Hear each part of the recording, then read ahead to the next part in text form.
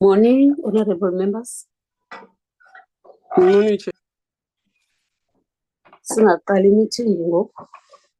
It's 9 o'clock already.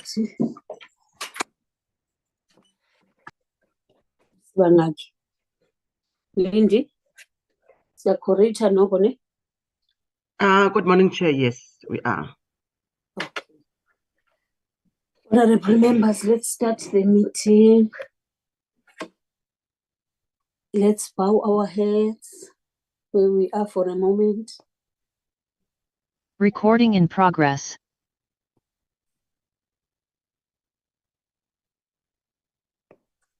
Thank you very much, honorable members. Honorable members, we are not going to waste time today.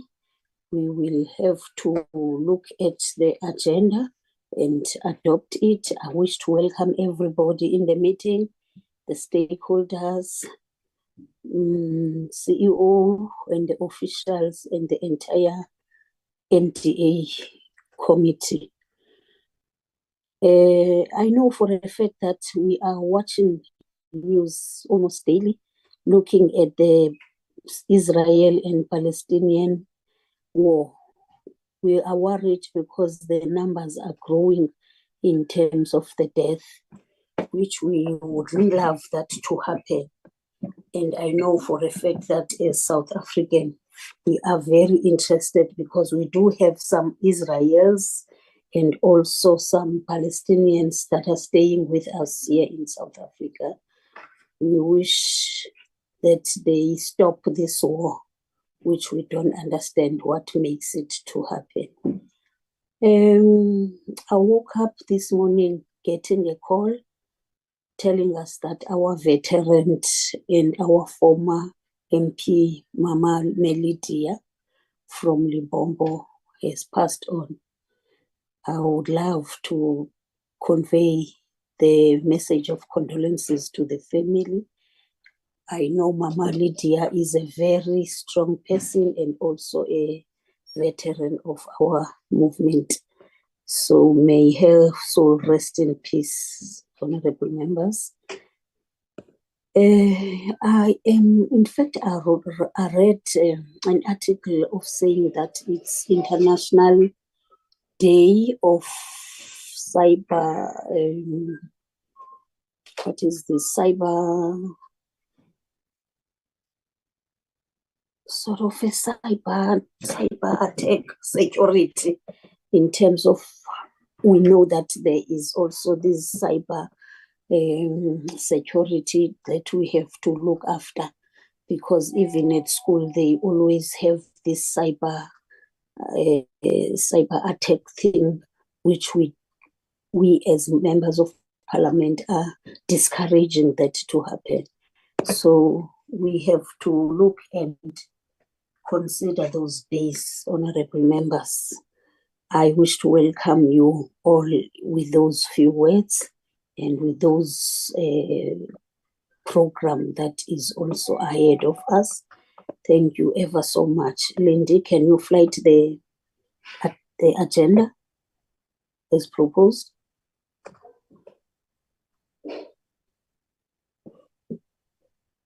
Thank you. We're done with number 1, comrades. Honorable members, I'm sorry for that.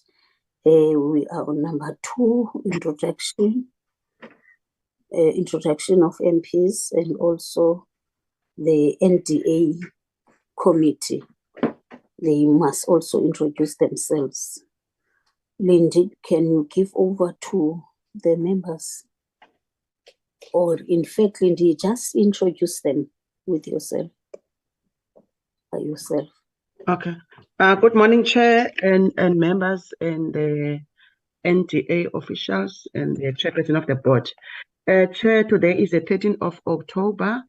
I wish to confirm members of parliament that are present. I have you, Chair, as the member Mvana, as the chairperson of the committee.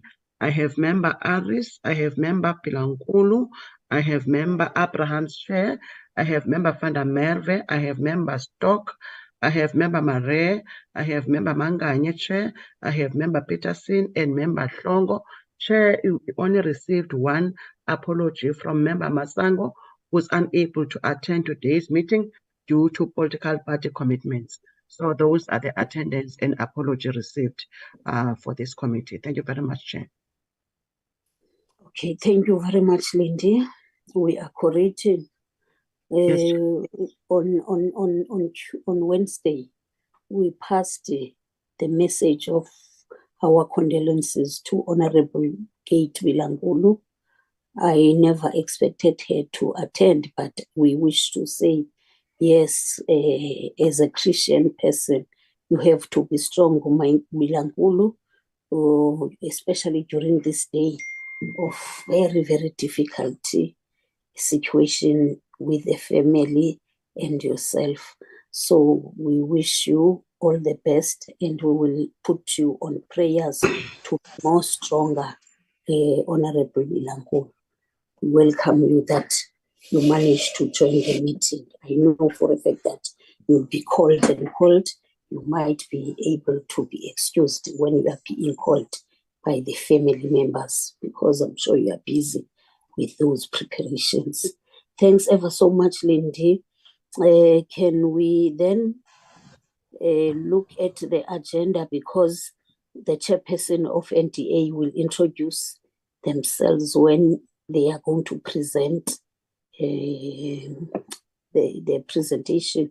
When they are going to do their presentation, she is also going to introduce other members that are present in the committee. Can we look at the agenda then? Adoption of the agenda is the next item after the introduction of the MPs. So today we'll consider the annual report of the National Development Agency 2022 and 2023 financial year. And then after that, we will deliberate on it, and then we will close the meeting. Anyone who is willing to adopt the agenda as proposed? Honorable Mangani.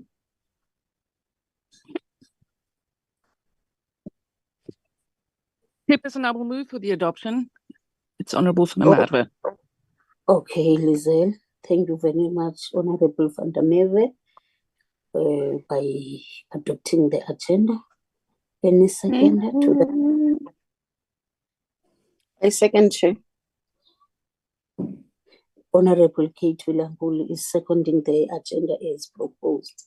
Maybe I should also indicate that after 12:30, I might experience a challenge in terms of the network, but when I got into that glitch, I will request Honorable Stock Diham to just take over and finish the meeting. I hope that by that time we'll be done with the meeting anyway. Thank you. Can we then give over to the NTA? Chairperson, you are welcome. Please introduce your team, and then continue with the agenda. With the presentation. Thanks. Over to you, Chairperson. Honorable Chairperson of the Portfolio Committee on Social Development, honorable members, the acting CEO of the NTA, thank you very much for the opportunity given to the NTA to present the outcome of the performance report of the previous financial year. In the meeting, we have the executive management led by the acting CEO, Ms. Lorraine Tlapolose. I will hand over to her to introduce the executive management in the meeting. We also want to convey our condolences to the people of Palestine. We stand with them, as well as to the family of Mayor Lydia and the family of Honorable Member Kate Vilankulu. Thank you very much, Chairperson. I hand over to the acting CEO to introduce Okay. the executive management. Thank you. Thank you, Chairperson.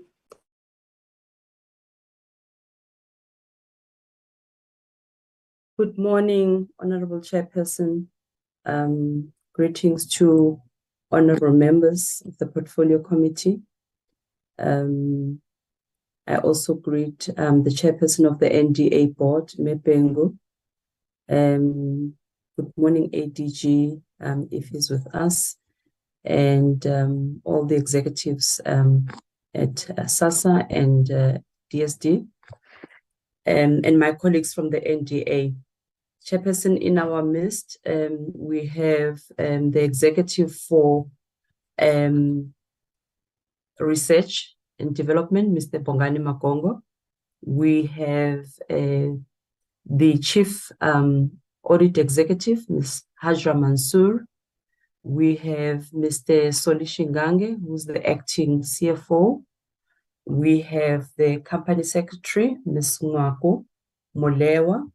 We have other senior managers, Chairperson, that I will just leave it at that for now. We thank you for the opportunity to present the annual report for the previous financial year. Chair, may I stop at that? You let me know if it's time for us to get into the report. Thank you. Okay, thank you very much. We thought that you will do the presentation after your introduction of your colleagues and your members. Then will you be able to flight the presentation? Thank you very much. You can proceed. Thanks.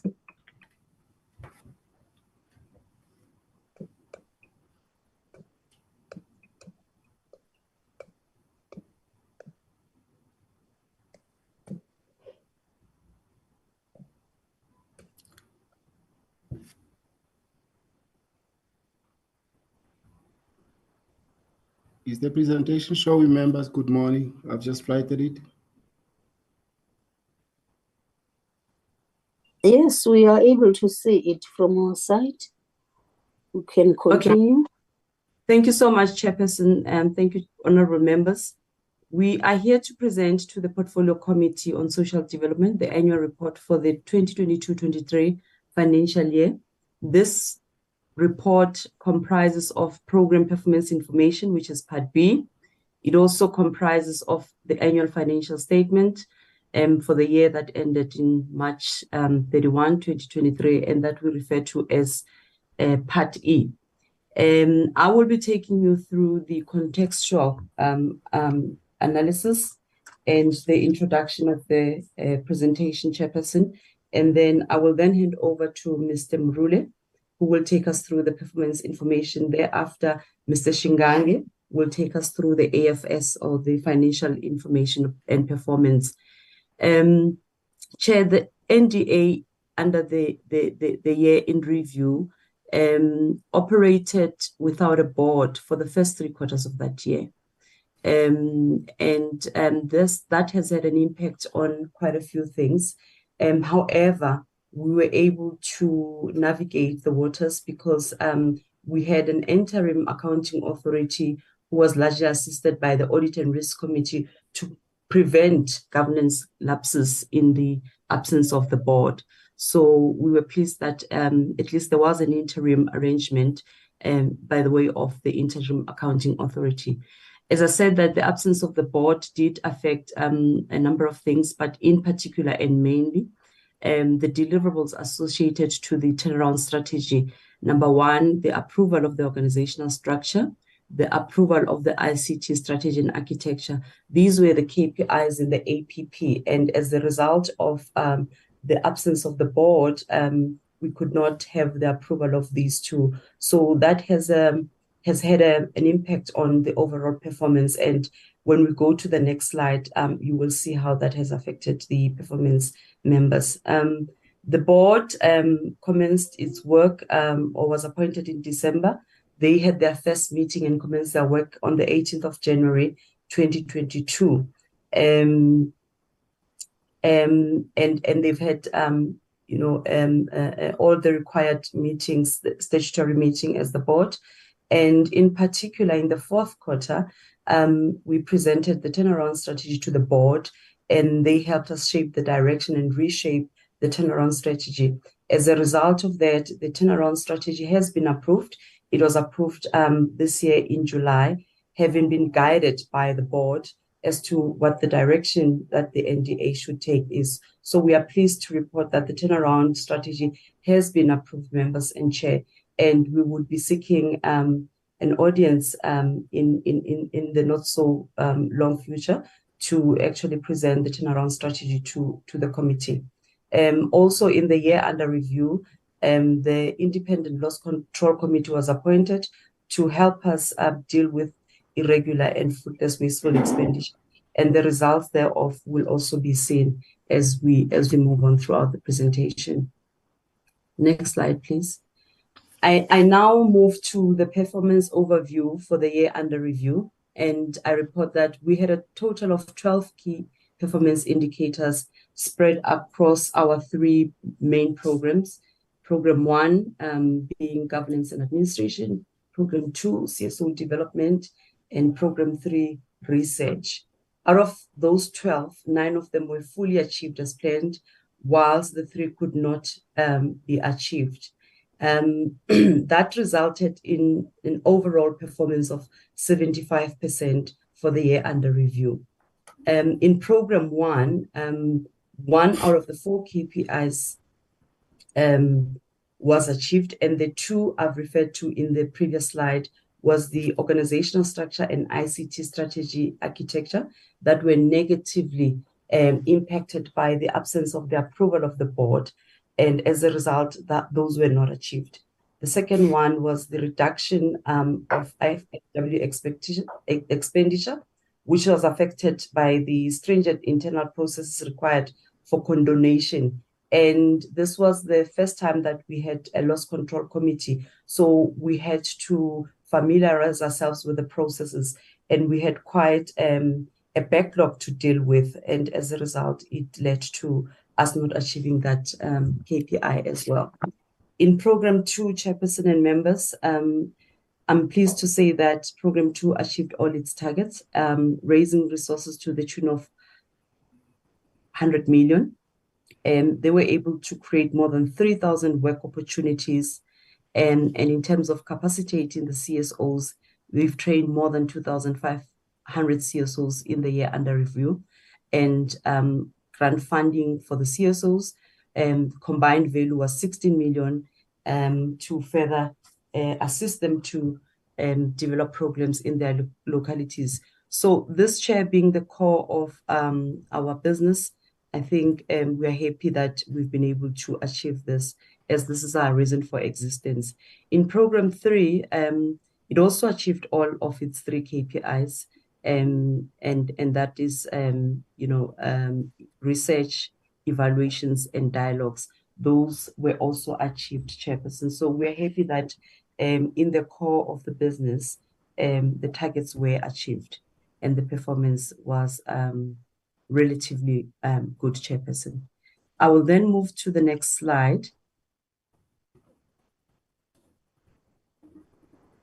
which is a slide on performance trend, comparing our performance from the year 2019 to 2020 to 21, 2021 to 22, and 2022 to 2023, which is the one that we are on now. If you look at the green line, Chairperson, you'd see that in 2019-2020, our performance was at 64. We then improved in the next year, in 2020-21, Our performance then increased to 71%, and in the subsequent year, 21-22, it also increased to 83%. We had a slight drop in the year under review on the basis of the 3 KPIs that I've mentioned, one being the approval of the organizational structure, 2, the ICT strategy, as well as the IFW matters. But overall, Chair, that is the performance of the NDA on a broad basis. We'll now drill down into the details, Chairperson, and I will ask Ntate Morule to take you through program by program and KPI by KPI. Thank you very much. I'd like to pause at that. Ntate Morule, may I hand over to you, please? Okay, thank you, CEO, and good morning, board chairperson, portfolio committee chairperson, and the members and the colleagues at large. I'm going to provide the specifics on the summary that the CEO has presented on the 12 indicators that were targeted for this particular financial year, 22-23. And starting with program 1, members would be familiar by now that there are 3 programs in NDA, the first being governance and administration, and the second being CSO development, and the third and last one being research. So I'm going to start with program 1. The first KPI, this is a KPI that appears, we've been tracking it for the last 3 years. We've made significant improvement in relation to, achievement and successful condonation with National Treasury in the year that passed. But in 22-23 financial year, we had a target of 80% reduction of non-compliance, resulting in IFW expenditure, to report that, and we could not achieve this. However, there was significant work that went on into this particular indicator, particularly assisted by the Independent Loss Control Committee, which we appointed and had already started working on, considering cases, the backlog that stretched as far back as 2012-2013 financial year. And out of what was reported in the 21-22 financial year, which served as an opening balance, for the 22-23 financial year, we had 78 million. Out of that 78 million, 65 million of that, which represents 82.8%, was in the process towards requesting condonation. It was, and up to this point, we've already sent 14 million of it, and the remainder, we are subjecting it to different assessment internally, having already done the determination, the assessment, and we're busy with the process of investigation for the rest of what remains of the 65 million. And in this current financial year, 23-24, there has already been a submission of 14 million out of the 65 million. But at the end of the 22-23 financial year, we had not made any significant progress, particularly towards condonation. However, the processes as required by the IFW framework had already commenced and were far advanced to a point where already in this current financial year, we've started requesting condonation from National Treasury. We have included this KPI in our 23-24 financial year, for further reporting. And as we appear before the portfolio committee, we'll keep the committee abreast on how far we are in the implementation of what remains of what was not condoned in the 22-23 financial year, as well as what would suffice in the 23-24 financial year. We would report accordingly as to how far we are in the implementation of this particular KPI against the target that we had set. The second KPI is on the ICT strategy and architecture, and the CEO has already presented on this, I think in sufficient detail. So suffice it to say, we did not achieve this target, and the reason is because there was a key dependency on the turnaround strategy, such that when the turnaround strategy is gets approved, it would give direction as to the ICT strategy and architecture to be modeled for the NDA. The extent of our achievement was that the service provider was already appointed, but could only develop as far as the SE's assessment. The SE's assessment would have been limited to scanning the current environment, the ICT environment, ICT architecture within the NDA. So it was limited pretty much to that, and because there are two aspects to it. It's the assessment of the current ICT architecture, but second to that, it is the development of the to-be architecture. But that to-be architecture must mimic the turnaround strategy. It must be modeled around the NDA business model and operating model. Subsequent to that, in this current financial year, 23-24, because we are focused on that, given that the service provider was already appointed and some work had already started happening. We have, I think, made significant strides against this particular indicator, where for now we are finalizing the to-be ICT architecture. So by the end of this financial year, 23-24, we would have bedded this indicator in relation to fully having a digitalization strategy for the NDA and a fully fleshed ICT strategy and architecture. And as I say, that work is already underway and it's nearing the end. So, but for purposes of 22-23 financial year, we did not achieve what was set for that financial year. The next indicator is the new organizational structure aligned to the business model approved and implemented. We are unable to again achieve this indicator, and this is the third and last indicator that was not achieved. The rest of the other 9 indicators out of the 12 indicators in the NDA were fully achieved. The reason, as the CEO has already said, there was a dependency as well on this one, on the turnaround strategy, because out of the turnaround strategy, there are proposals on the high-level reorganization and reconfiguration of the NDA, so as to fulfill and implement the turnaround strategy priorities and key objectives. So out of that, the organizational structure now has to be put together, which will essentially deliver the turnaround strategy and its objectives. And the delay in the approval of the turnaround strategy would have then occasioned a delay in this particular organizational structure review exercise. But subsequent to the finalization of the turnaround strategy, the approval on the 28th of July 2023, work has now started quite earnestly to ensure that we identify all priorities arising from the turnaround strategy and start implementing them quite earnestly. So this, together with a number of other, I've already mentioned the ICT strategy or the digitalization strategy, which already work is underway and towards completion. In relation to this one, we are starting to start the process towards engaging in the organizational reconfiguration exercise. And it is hoped by the end of the financial year, we would have made significant progress, which we will report accordingly to the portfolio committee. And as I said, this is the last of the 3 indicators which were not achieved in the financial year 2022-23, and the rest of the other 9 were duly achieved. Starting with the NDA strategic partnership model, whose aim was to develop a comprehensive partnership to increase funding streams for CSO delivering on socio-economic community-based interventions. We have duly produced the strategic partnership model in alignment to the to the key objectives of the NDA turnaround strategy, and it was duly approved by the board.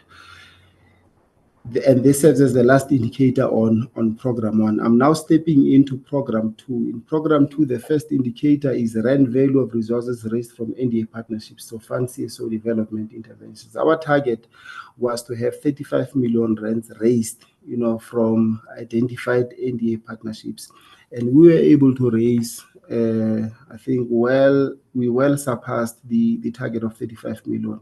We raised 103 million.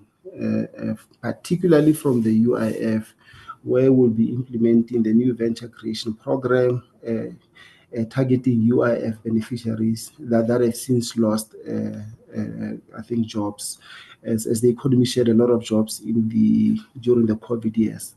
So there's a program that we have agreed to jointly implement, and it's the new venture creation program, and we're able to raise an amount to the tune of 103 million for implementation of that. The next indicator, which we also achieved, is the number of work opportunities created as a result of CSO development interventions.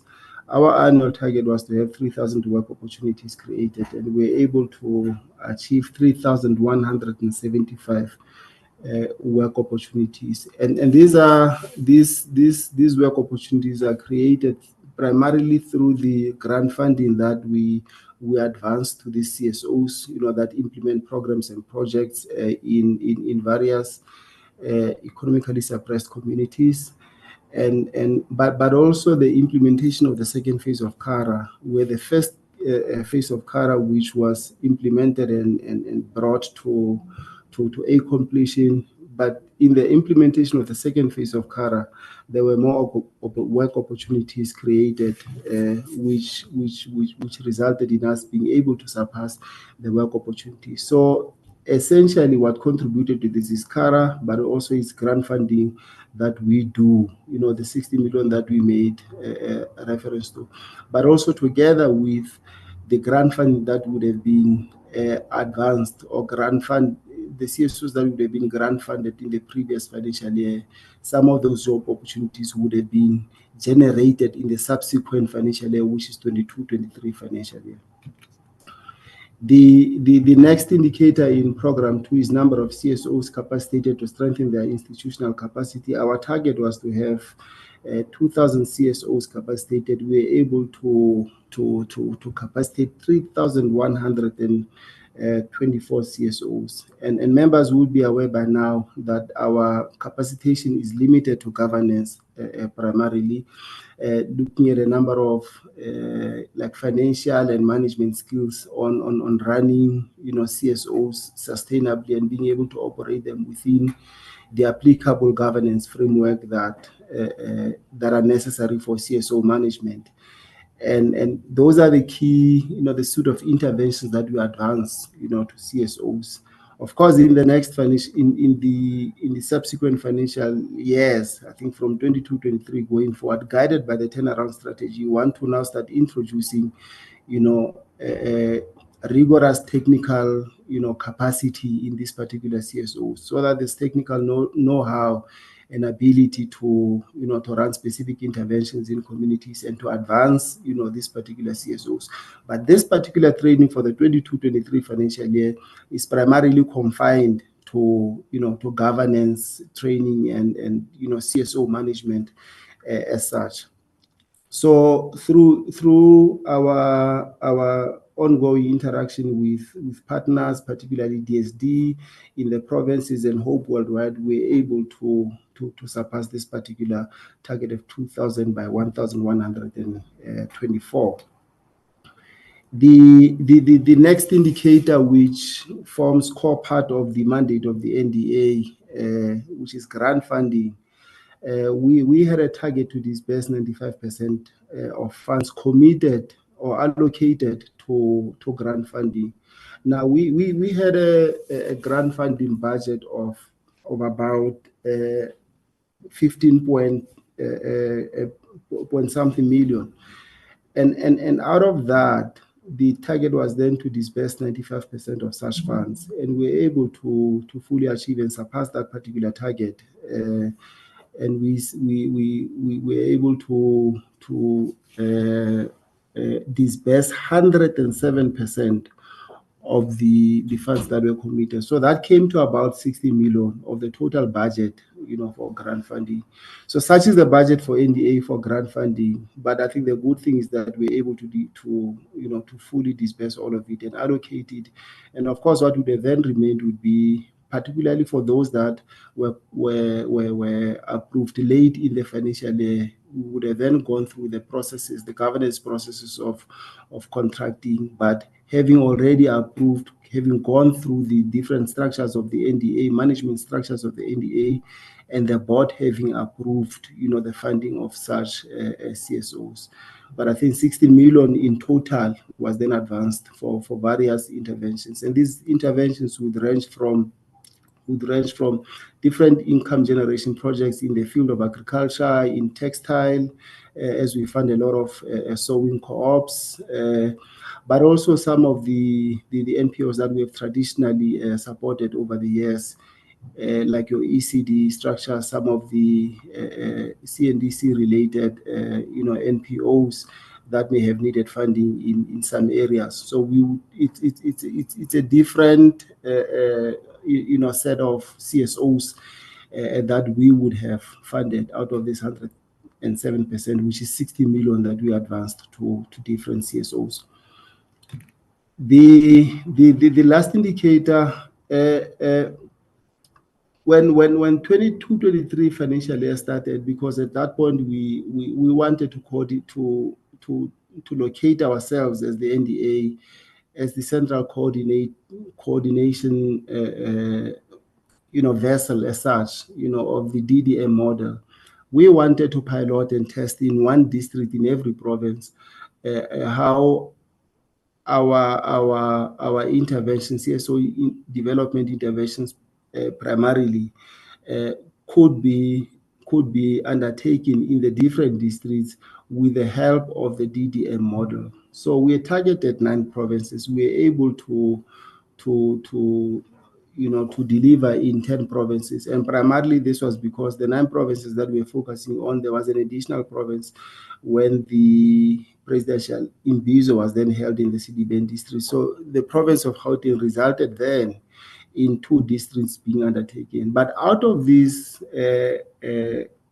pilot interventions or CSO development interventions piloted in these districts, we're able to learn in the different districts the implementation and the uptake as well of the DDM, because we work closely with the different, development partners on the ground in those in the particular districts, the 10 districts that we worked in, but also the municipality being central to the the coordination as well of those particular different standards, and trying to come together to the development of one plan in all of these particular districts. And we're at different levels of implementation, and I think there are lessons, quite key lessons that we have learned relating to how we can then fast track and enhance the implementation of our CSO development interventions, particularly the turnaround strategy key priorities, as we'll be implementing them in 24-25 financial years going forward. So there are key lessons that we have learned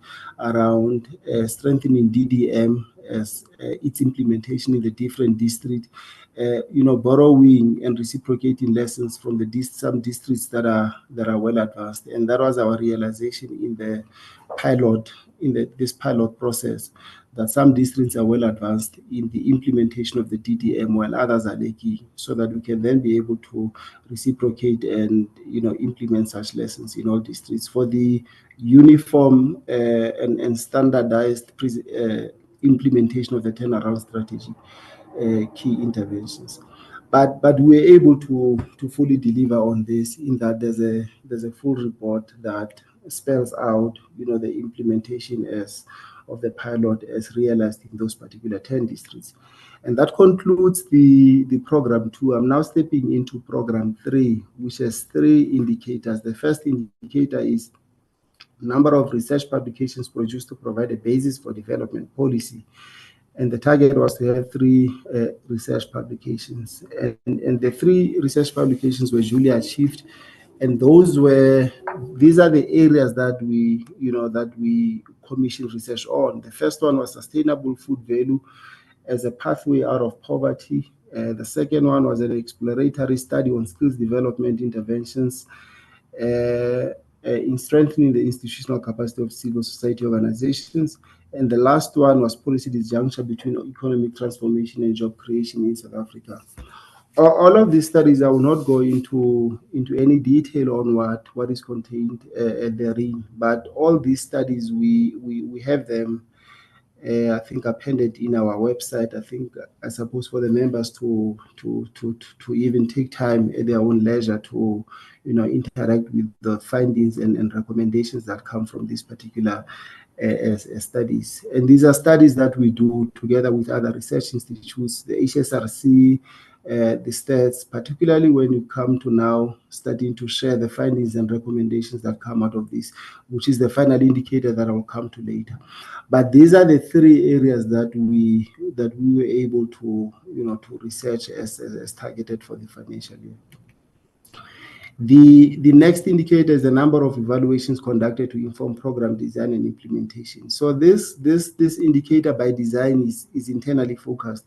So it is looking at the work that NDA does and the lessons that we can learn on implementation of the programs that NDA is involved in, and how we can better, improve programming going forward, and what lessons we can learn and reciprocate in similar, programs going forward.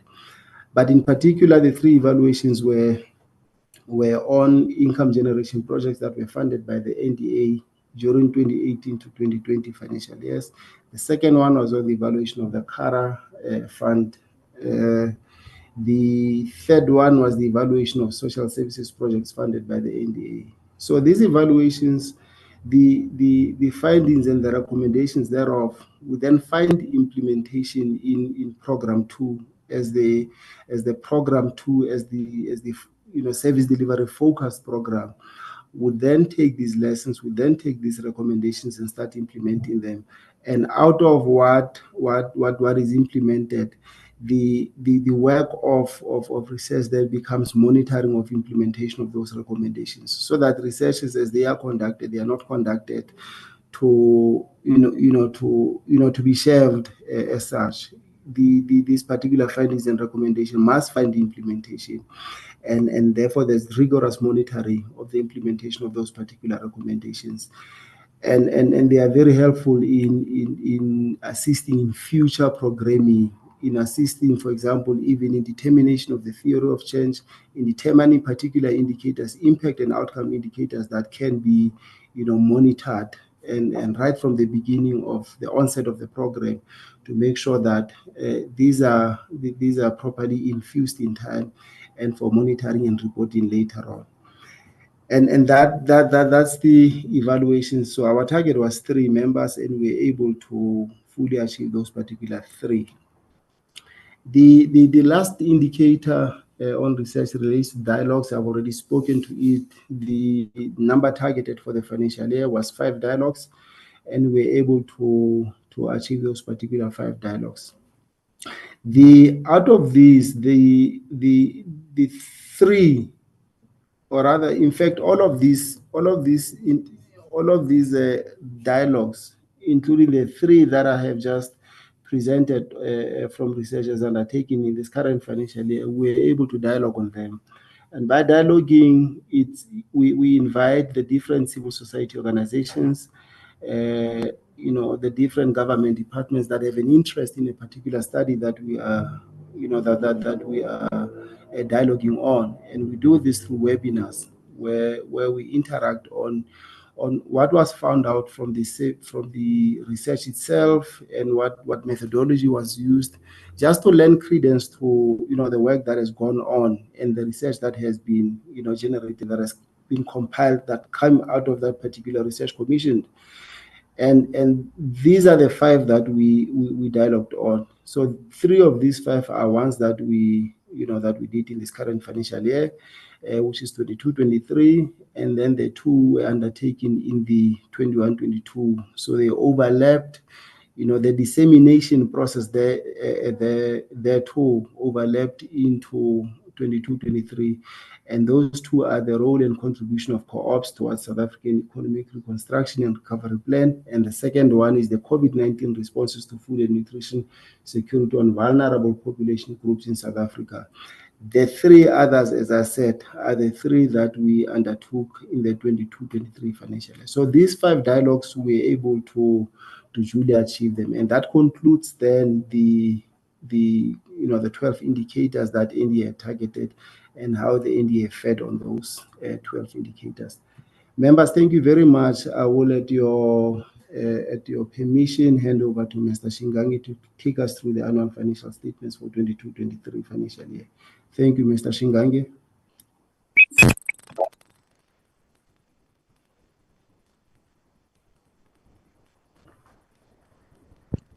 Chairperson, is there anyone?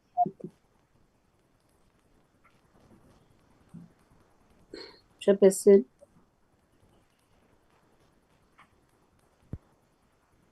Thank you very much. I will ask the acting CEO to then introduce the person who will be taking us through the financial position.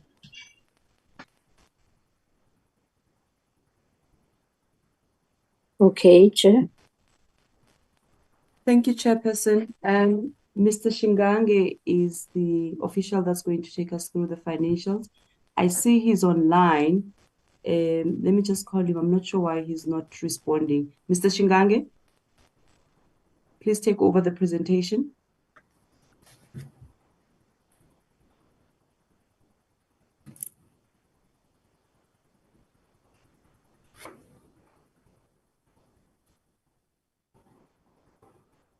Let me just check on him, CEO. He's in the office adjacent to me. Let me just quickly check on him. Maybe he's struggling with this connection. He can present from mine.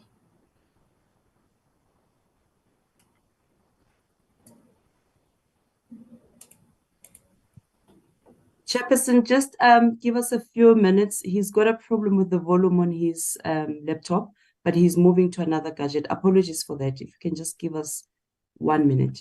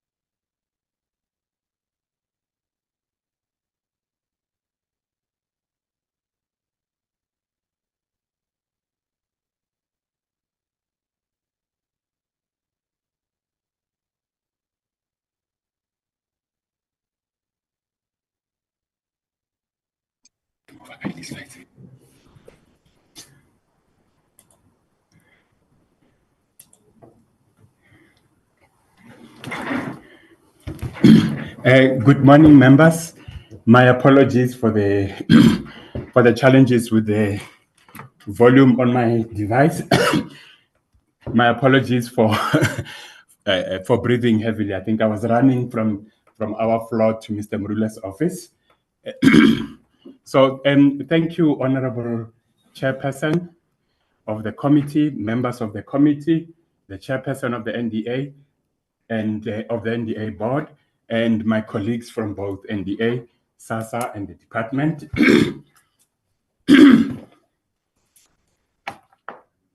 So I will start first, Chair and members, with the balance sheet, which seeks to indicate the financial health of the NDA or the position of the NDA. So as at the end of March, this financial year, we had total assets of 158 million. In the previous financial year, we had assets of 137 million. And this column here seeks to indicate areas where there were the movement between last year and current financial year, which is either a reduction or increase. And if we look at the total assets in the main are made up of our current assets of 150 million and our non-current assets, which are basically the assets and the software and the systems that we use. Those assets total 8.5. And if we now zoom into the current liabilities, what make up the current liabilities of 150 million, we'll see that we have cash or money that's sitting in the bank to the value of 148 million in the current financial year, or in the current financial year, and 125 million in the previous financial year, Chair. And the movement between the two financial year is that we have, in the current financial year, we had an increase in the cash holdings of 150 47. We had increase of about 23 million in our cash holdings, and the reason for that, Chair, is that we included in the bank and cash balances, firstly, will be the funds that were rolled over from the previous financial year in terms of the surpluses that National Treasury would have approved for us to retain. Also included in the cash balances will be funds that we are holding on behalf of other third parties, such as UIF and CARA, the Criminal Asset Recovery funds that we were provided with from the department to implement the VEP, the VEP program. Then if we look at our receivables, which is the people that we owe money to, the people that we mainly owe money to are the landlords for the buildings that we rent throughout the country in terms of our offices in the form of rental deposits. So that's what makes up the receivables, which is the people that we owe money to. Then I will move on to our non-current assets. We have non-current assets of 8.5 million versus 104 million, versus 10.4 million in the previous financial year. And if we look at the movement there, is because if we look just at the current assets, intangible assets, we had an increase in our intangible assets, mainly because we implemented a new system in the current financial year. Then if we look at our our liabilities, which is now the people that we owe money to, I think we'll see that we have liabilities of 79 million. And what makes up the liabilities of 79 million is mainly the third-party funds that we're holding on behalf of third parties. In the current financial year, we're sitting with a third-party funds of 35 million. We have then the second biggest item under the third-party funds. The third-party funds will be mainly comprised of the UIF funds that we're still sitting with. I think in the previous presentation, Mr. Marula indicated that we are implementing the new venture creation program on behalf of Department of Labor and UIF. So those are the funds that are still sitting there that we have not yet utilized or that we have not yet spent. We are also sitting with CARA funds, the remainder of the CARA funds. I think we received the CARA funds in 2020. And I think the final phase of the implementation of CARA will take place in the current financial year as we disburse funds to the remainder of the CSOs that are yet to receive their funds in the current financial year. The second biggest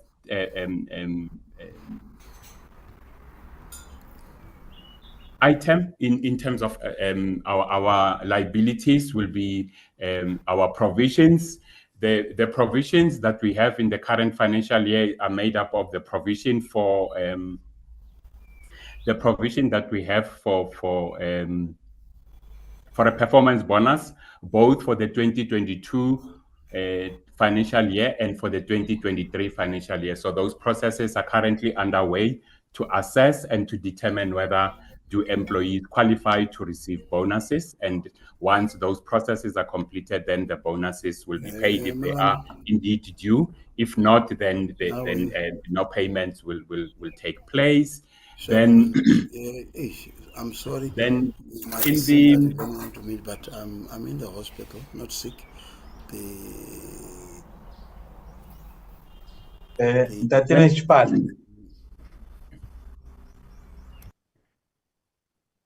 Okay, my apologies, Chair. I think there was.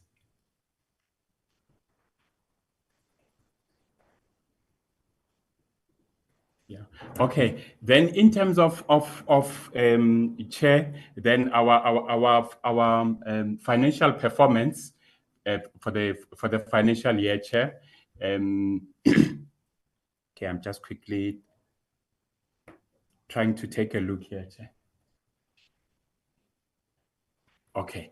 In terms of the financial performance, Chair, this is now how we have spent the resources that were made available to us in the current financial year compared to the previous financial year. And I think if we look at revenue, we had revenue of 275 million in the current financial year compared to a previous financial year of 277. If we look at the total expenditure, we had total expenditure. Then how did we spend then the resources that were allocated to us in terms of the revenue, or how did we spend the revenue that we had at our disposal to implement programs? Then we had mandate expenses to that amount, Chair, of 45. We had mandate salaries. Those are the compensation of employees for staff that sits in the program.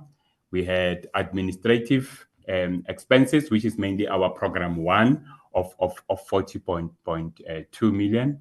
Then we had administrative staff costs, that is compensation of that is salaries for people that sit or that do work in program 1. So those are the figures, Chair. And in terms of the percentages or the percentage increases, those are the percentage increases in terms of the resources that we had spent in the last 2 financial year. And Chair, I think if we then zoom into the disbursements, or if we look at the breakdown of our mandate expenses, we'll see that we had spent 12.8 million on projects, that is disbursing funds to projects from the NDA's own allocation. And then we had disbursed funds to third-party funded projects to the value of 24.5 million. That is basically the CARA funds that we have been allocated by the department, that we have that we currently are finalizing the disbursement and the implementation of the VEP program that we were to fund in terms of the agreement with National DSD. Then in terms of capacity building, that is capacitating CSOs so that they can be able to better implement programs in poor communities. That's what we have spent, 2.9 million. If we look at CSOs development program, so these are the other costs related to the implementation of the program, things like monitoring of projects, going out to communicate to communities, and mobilizing communities.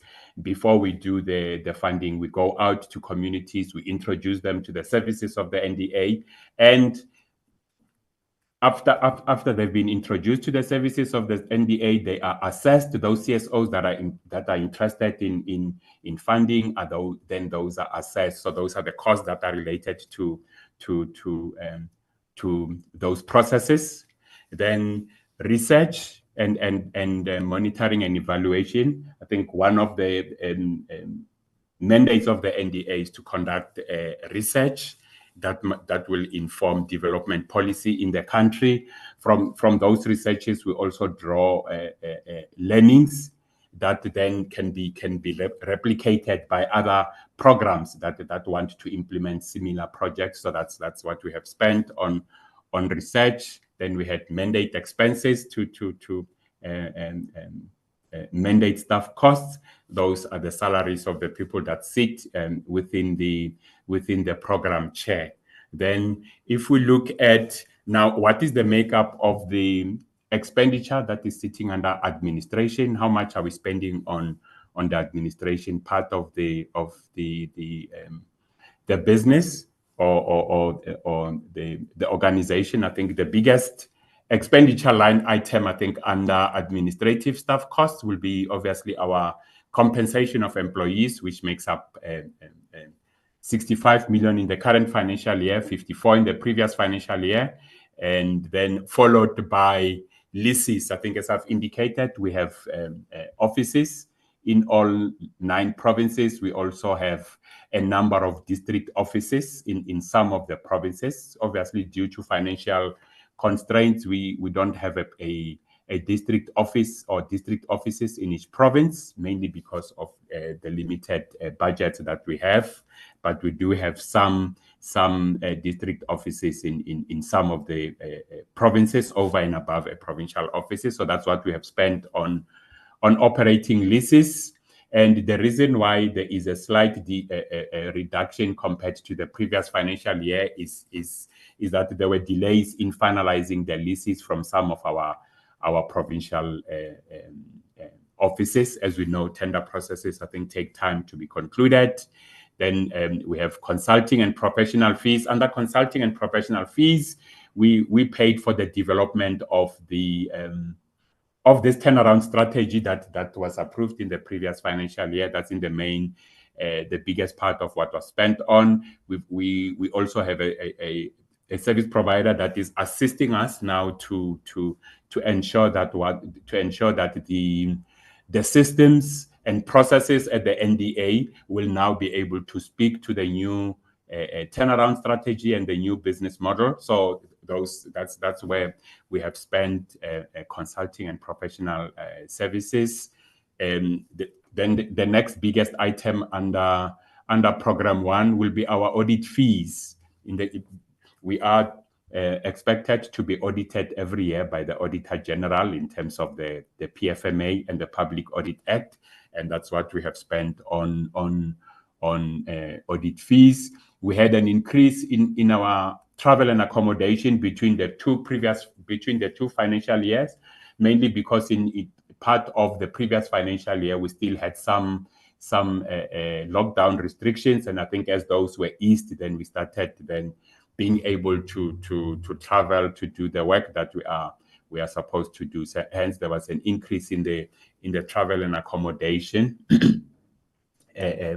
spending for the current financial year.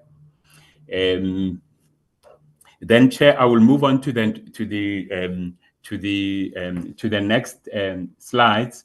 I think these are the commitments that I spoke about that National Treasury has allowed us in the previous financial year to be able to implement in the current financial year. And you will see that out of those commitments of 53 million that we've been allowed to spend in the 2022-23 financial year, the biggest portion of it was the funding that we had received in the previous financial year for the volunteer program, which we then started implementing and spending in the 2022-23 financial year. So that's the big bulk of the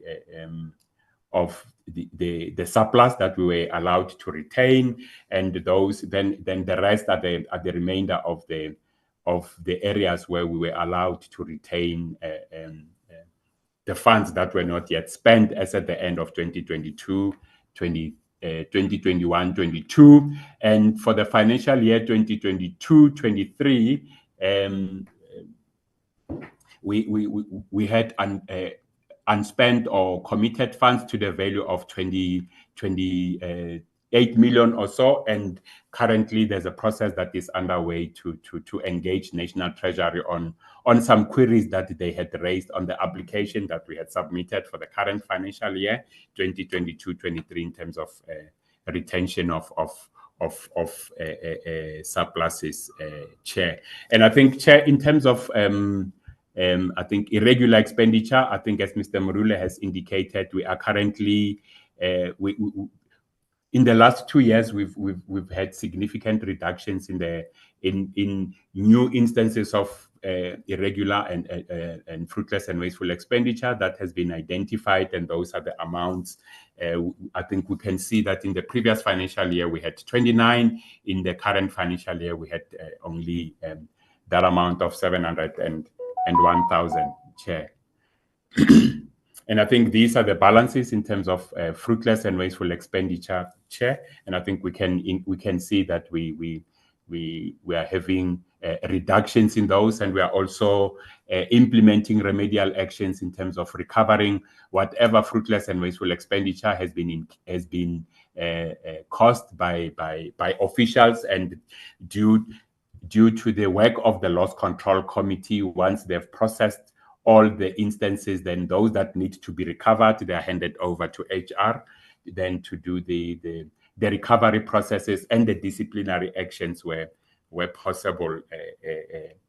Chair, maybe Chair, just to add, in terms of the current financial year 2022-23, we had a significant improvement compared to 21-22, because we received an unqualified audit opinion again, but this time around without any significant findings, meaning that we have finally been able to achieve a clean audit, Chair, and we hope that in the next coming years we will show further improvement, retain the status, and retain clean audits, and ensure that we have no fruitless and wasteful expenditure, and that the controls in the organization are improved, Chair. I think, Chair, that brings me to the end of the presentation on the annual financial performance of the NDA for the 2022-23 financial year. Thank you, Chair. I'll hand over to yourself, Chair. Thank you. Thank you very much, CFO. Can we request the chairperson whether is there anything that is left out, chairperson?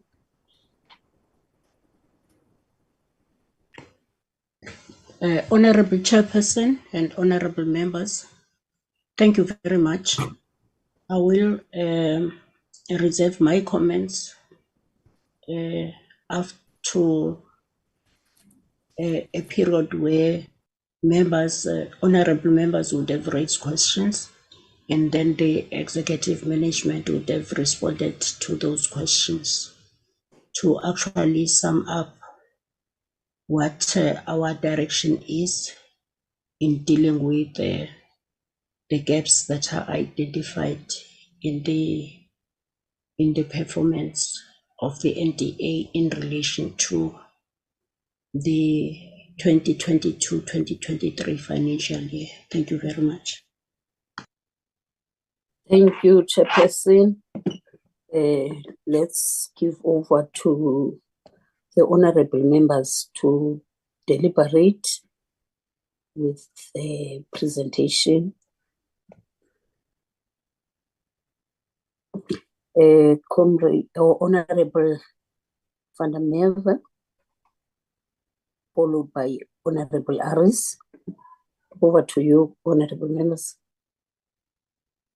Thank you very much, Chairperson. And let me also just, I didn't have an opportunity in our previous meeting, but just to also express my condolences to the Bilankulu family, sending our colleagues strength and love. And yeah, we will keep them in our prayers and thoughts. Thank you very much, Chairperson, and greetings to Mabengu, the Chairperson of the board. Thank you very much for the presentation. I think I want to start off by saying, of course, we need to appreciate the fact, as the previous presenter just mentioned, that this time around the NDA didn't have any material findings as it pertains to the AG's report. So we do take note of that. Chairperson, as well, for as long as I've been in this committee, and it predates the current parliamentary, well, I've been here for longer than 5 years, but for as long as I've known the NDA or interacted with the NDA, we've heard about a turnaround strategy. So it's then encouraging that finally this NDA turnaround strategy is approved. However, I think I've got a couple of questions, and I know that I heard the acting CEO saying that she will come back to present to the committee, and we would definitely welcome that. But first and foremost, I think, everything depends on this turnaround strategy. So I would like to know, for example, whether we've got timeframes in mind, because I think we as a committee will have to strictly monitor the implementation of this turnaround strategy. I would like to know whether the turnaround strategy, for example, will include a review of the organizations that the NDA currently funds and the effectiveness of those organizations.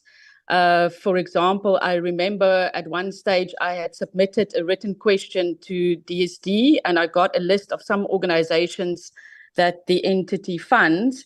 And for some of those organizations that they were funding, there wasn't really information on some of these organizations available. There were some boxing clubs and rugby clubs included in some of those in the list. So I would like to know if it will include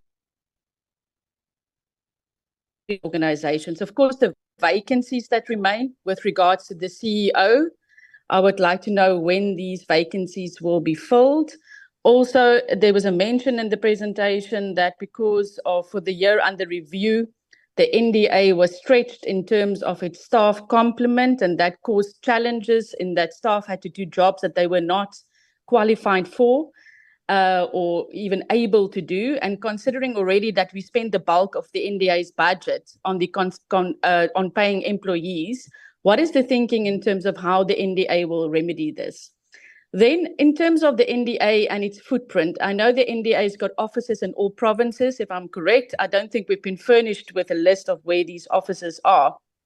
But I'm thinking we spend all of our budget, almost all of our budget on admin and paying salaries, which leaves very little for the core business. In other words, strengthening and empowering communities. So we need to expand the footprint of the NDA. And I think the first thing that comes to mind is that the NDA is not very visible.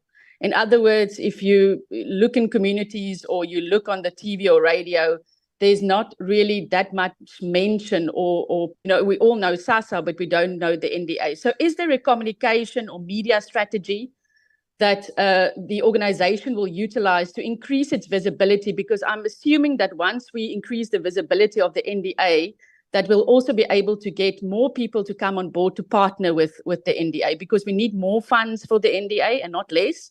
So I also heard about it, the NDA strategic partnership strategy. Will this plan that they've mentioned as a target achieved, will it include other organizations or big businesses to partner with? Because when we look at their funding, they get funding, they mentioned the UIF and CARA funding, but I'm just thinking that going forward, of course, we would need to be able to increase the partnerships of the NDA and to enable them to expand their footprint. Then the dialogues was one of the targets that were achieved, the 5 dialogues. I would like to know where these dialogues were held and what the outcomes of these dialogues were. And when we go to the finances, Chairperson, I wanted to ask, there was a mention about there will be a review in terms of performance bonuses. And it's always puzzling for me when an organization only achieves 71% of its targets, or, that we would be talking about performance bonuses. And I know the presenter said that there will be a review to see who is eligible for performance bonuses. But I want to know how many staff at which level are eligible for these performance bonuses. Then I must make the point that I think, considering the limited budget that the NDA has got, I think the spend on accommodation and traveling, as well as consulting and professional fees, are excessive. And I hope as part of the turnaround strategy, there will be a plan in this regard. And then finally, there's a spend of, I think it was 1 million rand for board fees. But in the introduction, we heard this organization didn't have a board for the period under review. So I would like to know what those board fees were for. And then I know that there was a mention about the fact that the ICT targets were not met because the ICT strategy was not implemented as we were waiting for the finalization of the turnaround strategy. I would like to know if this will now be prioritized, considering that the turnaround strategy has been approved. And I think I will leave it for there for now. Thank you, Chairperson. Yeah, good morning, Chair. Good And morning. thank you very much. Thank you very much. I think Liesel has alluded to this one in terms of the acting CEO and acting CFO. I just want to check how many senior positions are there in this entity that are still acting, and when will these vacancies be filled? Then in terms of the 3,175 job opportunities in that slide for the amount of 1 million. I just want to check what was the total amount spent on each of these employment opportunities. Then I have noted that one of the 4 targets was achieved in program 1, which is really worrisome. And then in slide 7, when you refer to the lengthy consequence management, and at what time frame do you refer to the fruitless and wasteful expenditure? For how long is this still ongoing? And then in terms of slide 8, the service provider, and Liesel has alluded to that, that was appointed for the ICT.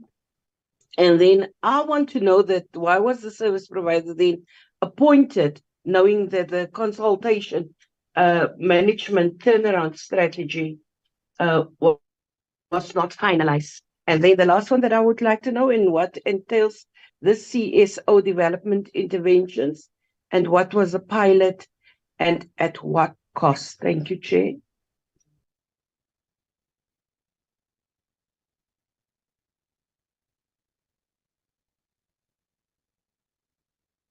Honorable Alex, thank you.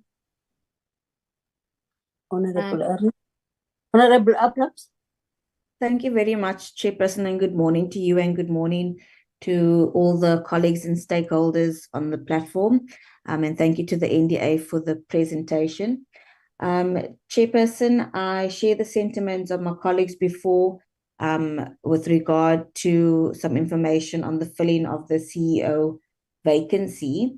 With regard to the turnaround strategy that, yes, we have been hearing about since day one from the NDA. My question on that is, what can South Africa and this committee then expect in the next financial year, next year, that's going to be the most impactful difference with this now new turnaround strategy that is now currently being implemented? Because it was approved in July, which means there's, about half a year this year that, the NDA could have started implementing it.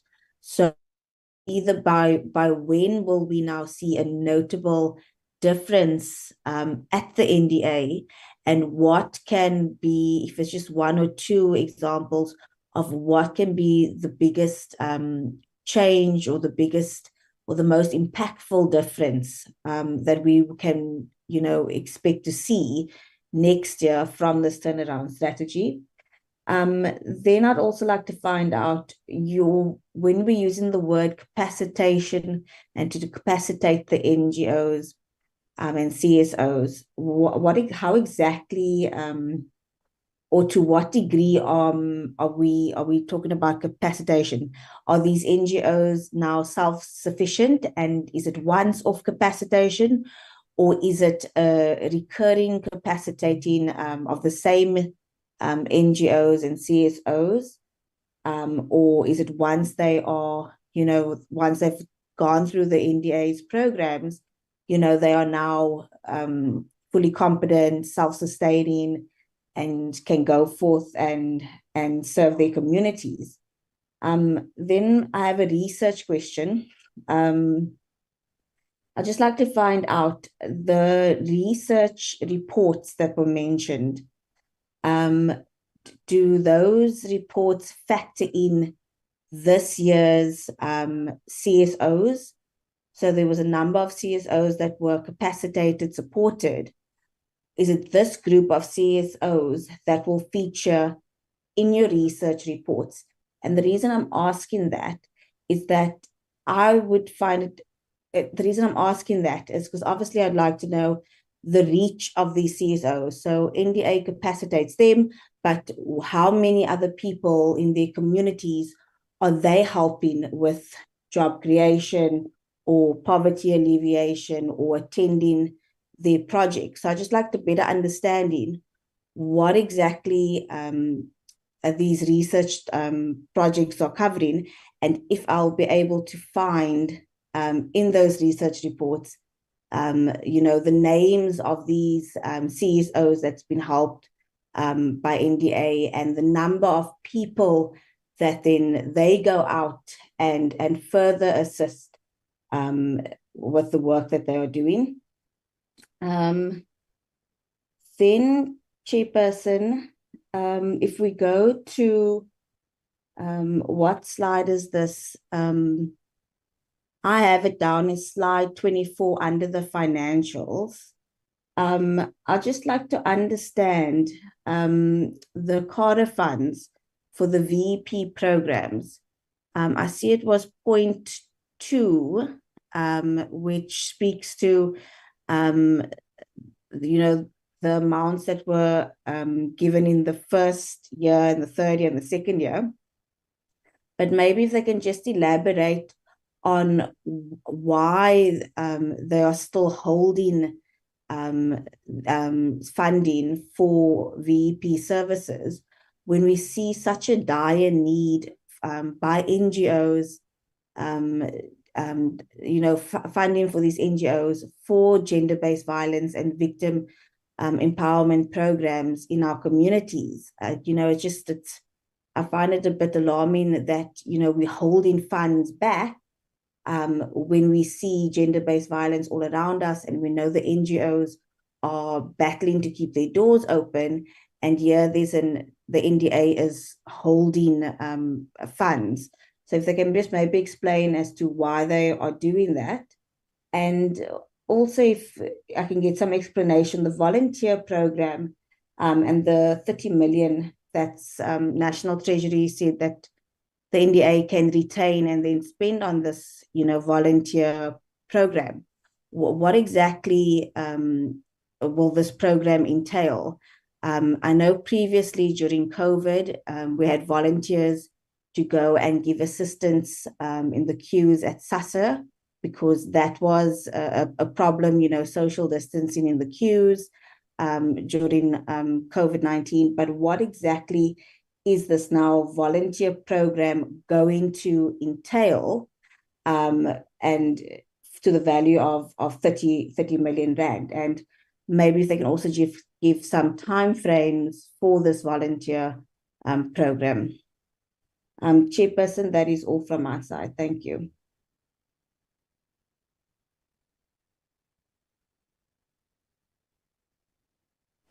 Thank you, Honorable Alex. Over to you, Honorable Stock, followed by Honorable Polnit.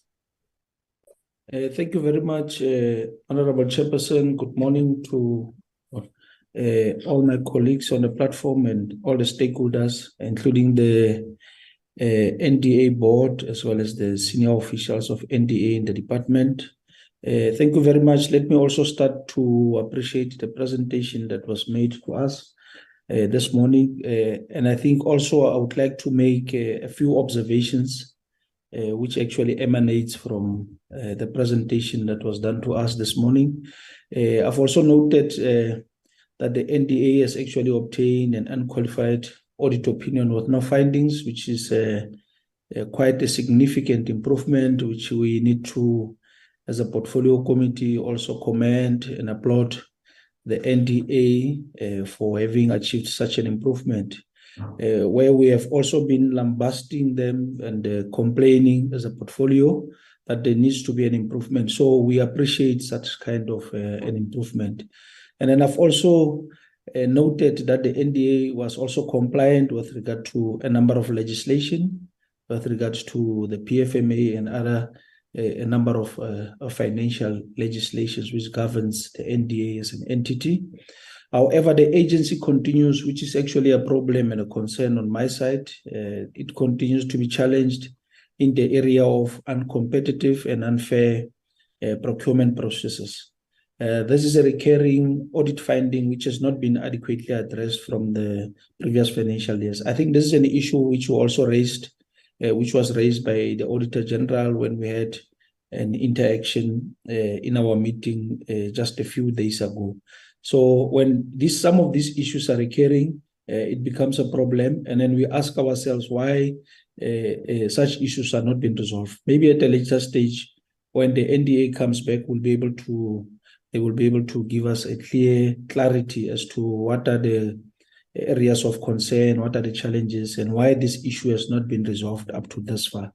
Notwithstanding its challenges, the great strides made by the agency towards addressing the development goals of alleviating poverty, unemployment, and inequality through the creation of more than 3,000 work opportunities in the financial year under review, which was actually an increase from the 2021-22 of about 750 job opportunities which were created, which is also a very good thing which has actually happened.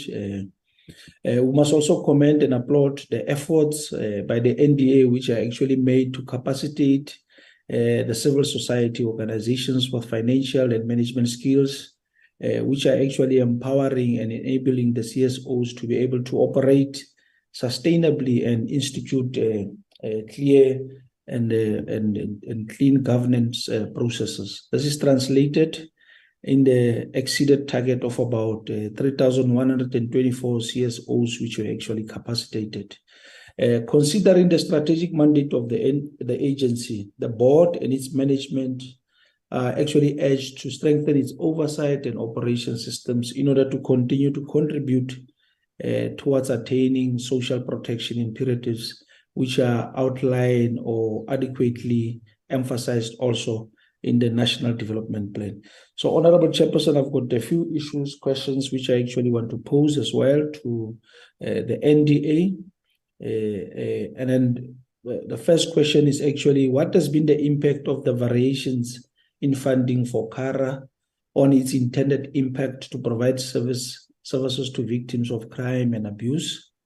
And then I would also like to find out the continuation of the irregular and fruitless and wasteful expenditures. It's important to actually finalize a record of irregularities in the NDA lagging in this area due to the National Treasury instruction of disclosure of irregular and fruitless and wasteful expenditures. And when will such continuation actually be finalized? It will also be good if we can be clarified with regard to that continuation of the National Treasury when it will be finalized. What is the current status of the amendment of the NDA Act? What current governance and performance issues are anticipated to be addressed in the amendment as it relates to the current NDA Act? What are the significant governance amendment which are actually anticipated to be amended within the NDA Act? And then also I would like to find out the impact of the NDA has actually been questioned over the years. And I think this is also a point where we, in our interactions with the NDA, we felt NDA is there. And then we normally, when we interact with the NDA, we felt what is the impact in terms of the programs that we are doing. And then most of the time, the answer that we are actually given is that we are in the process of a turnaround strategy. We're also in the process of trying to turn things around with regard to the management and the overall approach of governance of the NDA. So I would like to find out the turnaround strategy. Is it one of the key interventions which can reposition the NDA? Or can we safely say as the NDA, once the turnaround strategy has actually been implemented, fully implemented, are we going to see a number of key interventions with regard to repositioning of the NDA? So that's actually what I want to find out there. So the other question also, how were consequence management systems applied with regard to the recurring irregular expenditure? To what extent does the source funds from the private sector organizations? How many funding is the NDA being able to source from private sector organizations? And then what are the findings from the pilots which were undertaken in 10 districts in the 9 provinces throughout the country? And then Mr. Morule also during the presentation has actually reported grant funding was about 14 million, and they reached a target of dispersing the 103% of it with a total of 60 million. So I would like to find out, where did the rest of the funds come from? Does this 60 million include CARA funding and the NVC from the UIF, or what is happening there? So if we can also be given clarity. And then my last issue, Honorable Chairperson, is with regards to the funding that the NDA is actually giving to the CSOs. I would like to find out the systems that are there, the governance systems that are there with regard to monitoring and evaluation of the funded civil society organizations. Is those systems effective? Because remember, government funds a lot of these as civil society organizations, and there are systems in place. Also, from the level of the Department of Social Development, there's money also through a unit which is actually been led by Mr. Nechipale.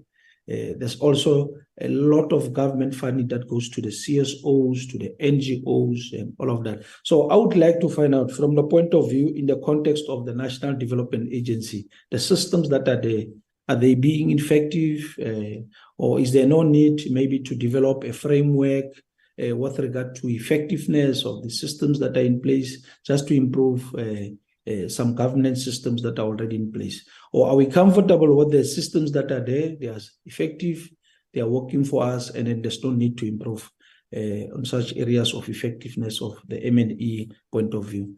Thank you very much, Honorable Chairperson. That's my contribution. Thank you so much.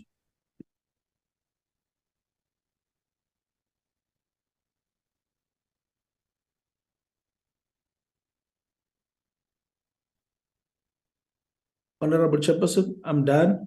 Thank you.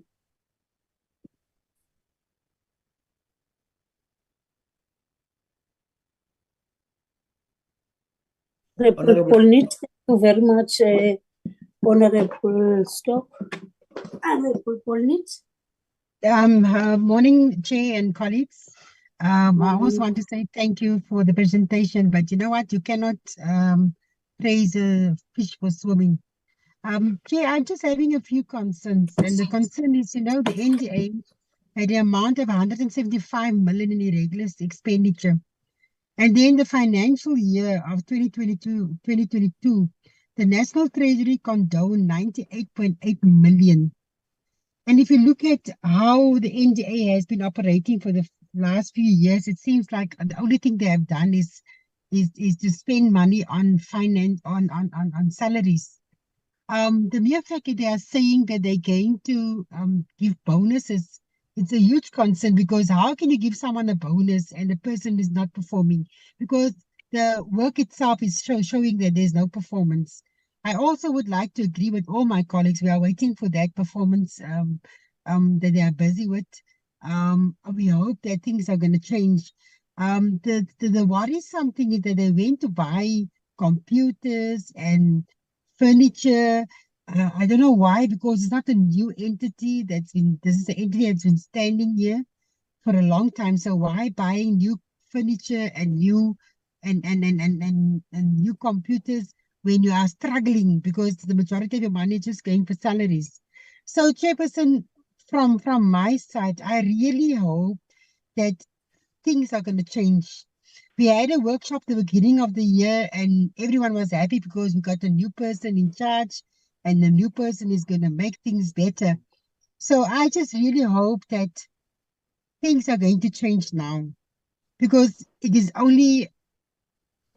only thing that we can say is that this entity is not performing at all.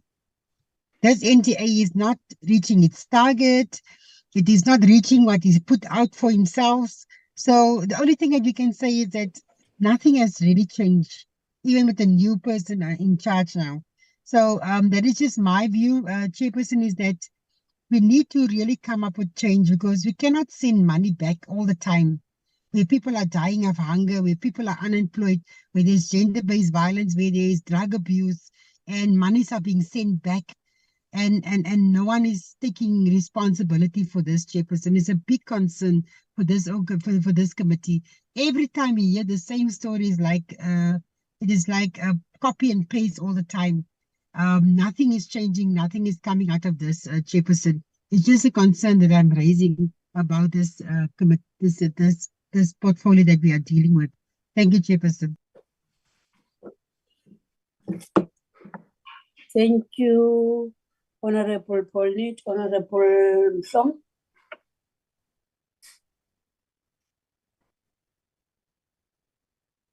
Honorable Song. Thank you very much, Chairperson, and greetings to honorable members and the board. A few questions from my side. Chair one, A1 would want to know what matters have come out of Program 3 regarding conducting research, performing program evaluations, and dialoguing on research outcomes. How are these findings finding expression in policy formulation, governance, and operational matters? Secondly, Chairperson, what strategies are there to ensure that CSOs exist and are receiving grant funding in provinces with high inequalities, poverty, and unemployment? Also, Chair, I would want to know what challenges have the agency observed in relation to tracking targets from the provincial reports and site visits conducted. And lastly, Chairperson, I'd like to know what impact will the budget deficit of just over 23 million and which programs are likely to be impacted. Thank you, Honorable Chairperson.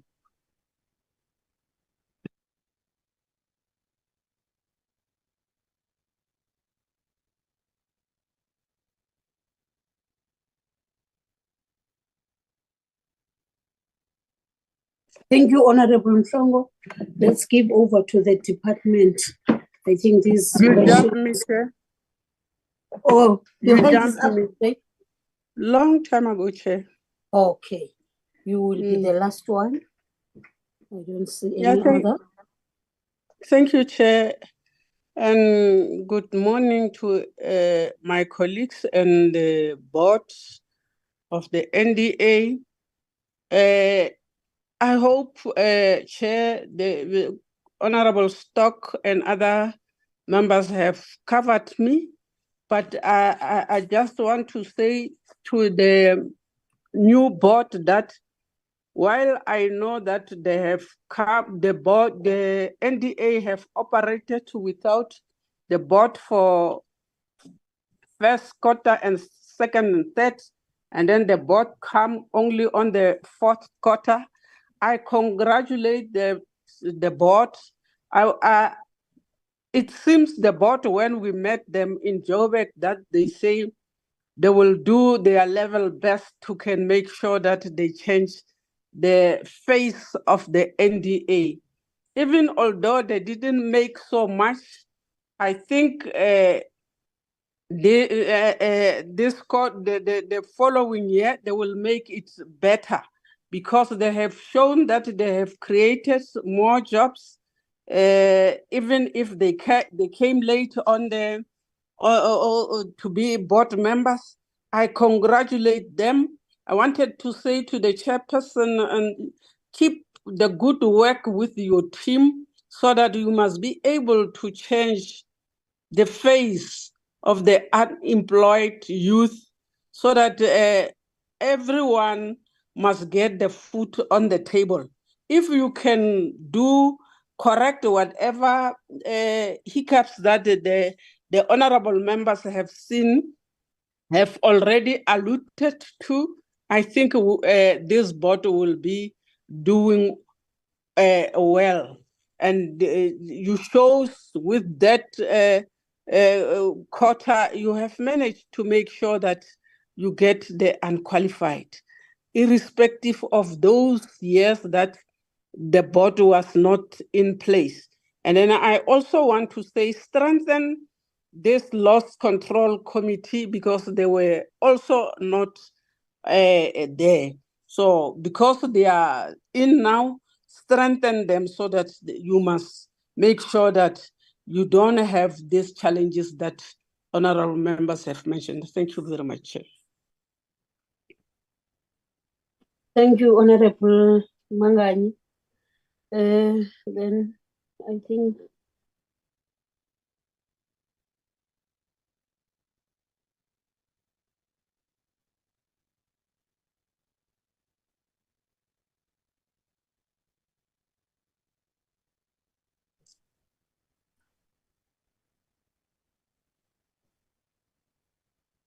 You go on, Chair.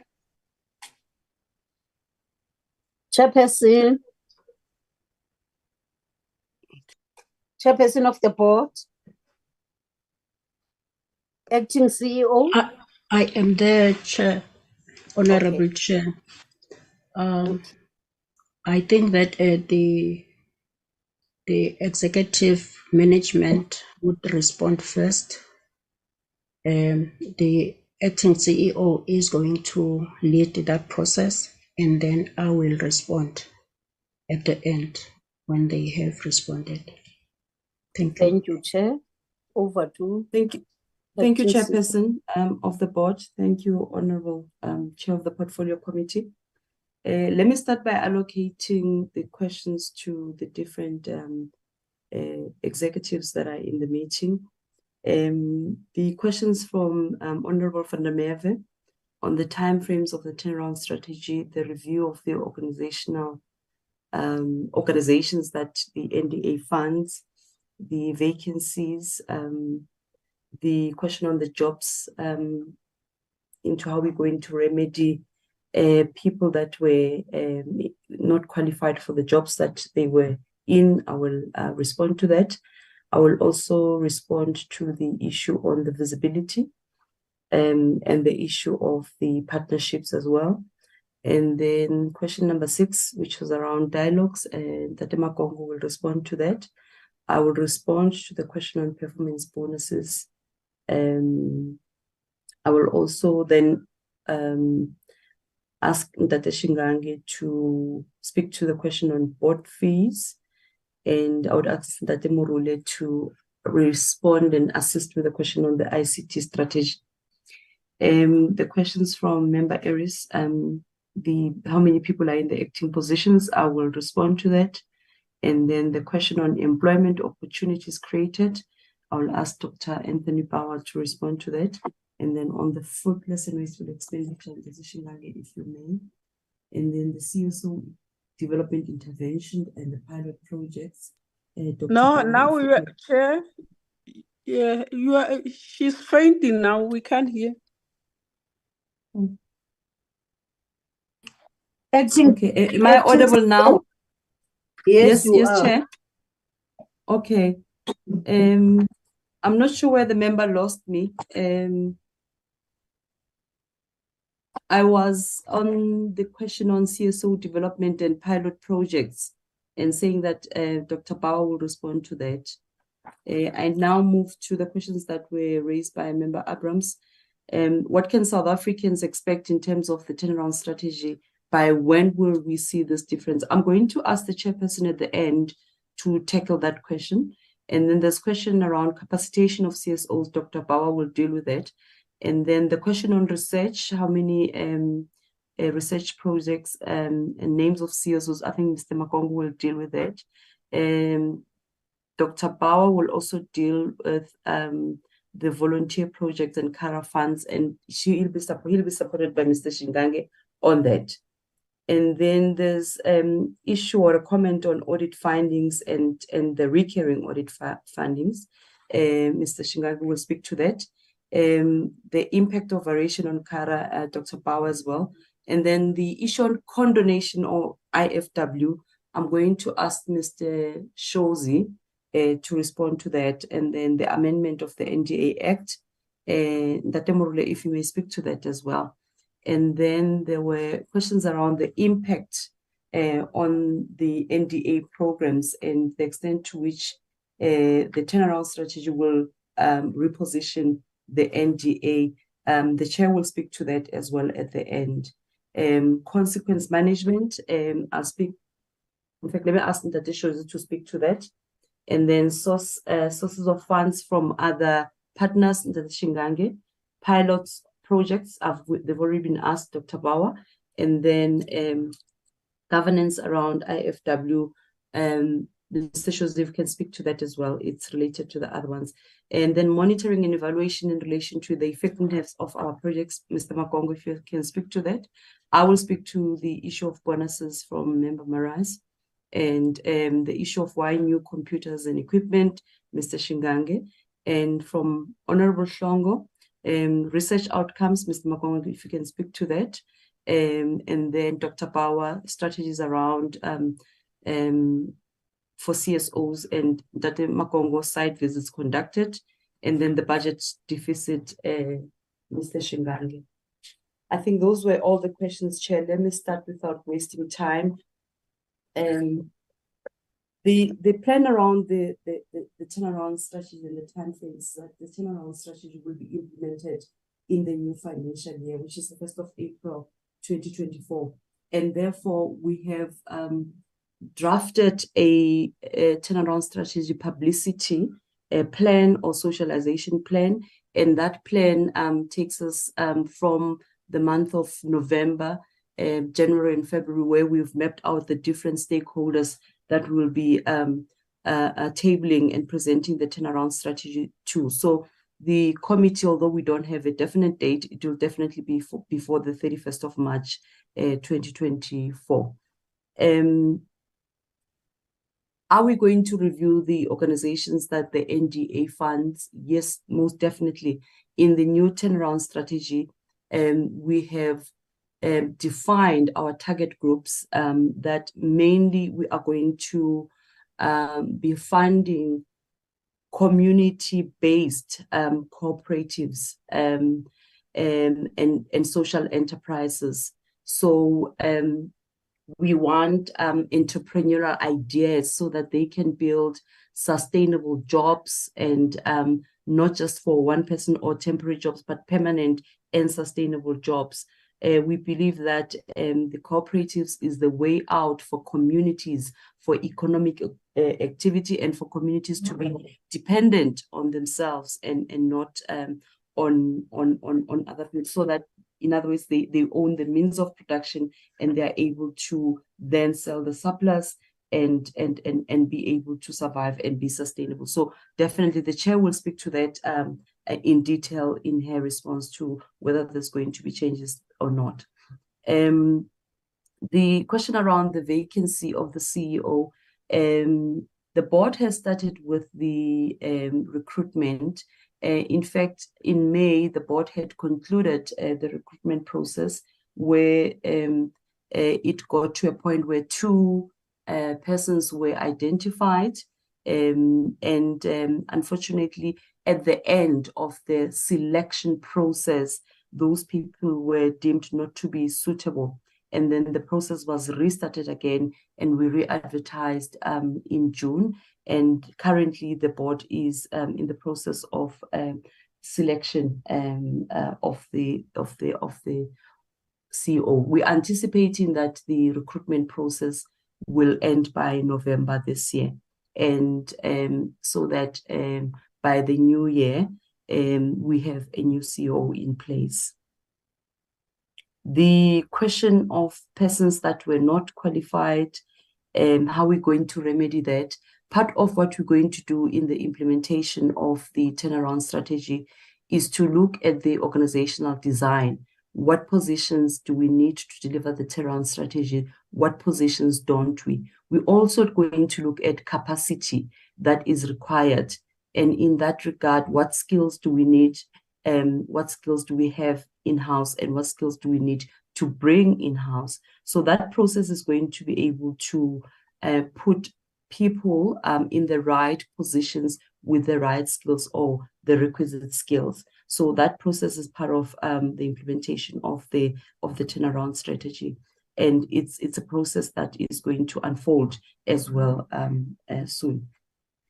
The issue of visibility, yes, we agree, members, that the NDA has not always been visible. Even though it does have footprint in 9 provinces, we have offices in 9 provinces, but in terms of media and whatnot, we have not been as visible as we need to, and this was as a result of budget constraints. But also, in line with the new turnaround strategy, we are reviewing the marketing and communication and publicity strategy as to how we're going to make sure that the NDA is known by people who need to know the NDA. So that process is also underway to review how we position the NDA out there in the market. Regarding partnerships, yes, definitely. In terms of the new turnaround strategy, we've identified partners that we need to work with, these partners will ensure that we don't rely on the fiscus per se to fund the work that we're doing, because we believe that many of them have already funds, have funds already towards eradication of poverty. We talk in that regard around departments, for instance, the Department of Agriculture, Land Reform, and Rural Development. They have programs that we think that we will work together with them to ensure that land is available and people are skilled in terms of agriculture and so forth. But also the SETAs, we've identified the SETAs as a key stakeholder that is going to enable us to capacitate the type of CSOs that we'll be working with, and we'll be targeting the SETAs, but also Department of Small Business. In terms of cooperatives, we'll be working with the Department of Cooperatives, and Human Settlements. In terms of housing, the department, as an example, already has the budget for RDP houses, and we think we can tap into that and have a program where some of these cooperatives can focus on actually building the houses themselves. In terms of other funders, we're looking at your lotteries, IDC, DBSA, the Land Bank. Those are some of the partners that we will be targeting to talk to. And CSO's bodies as well. For an example, we've already spoken to the YES, which is the Youth Employment Stimulus Organization, the Harambee, in terms of creation of jobs for the youth. So those are the stakeholders that we've identified, and these are expressed in our turnaround strategy. In terms of performance bonuses, yes, there is provision for performance bonuses, members, but performance bonuses are not guaranteed. At the moment, they are a policy provision. However, the board has to declare bonuses, and they declare bonuses on the basis of performance. If the board is satisfied that the organization has performed and achieved what it needed to achieve. Secondly, affordability. So it's not a given that performance bonuses will be paid. The board may declare or may choose not to declare performance bonuses, but provision was made because it's a policy provision. The Temurule will speak to the board fees. How many acting positions do we have currently? We have 2 at senior level. It's the CEO position, which I'm acting in, and then we also have a position of the CFO, wherein Mr. Shingange is acting in. That position is not vacant. The CFO is on special leave.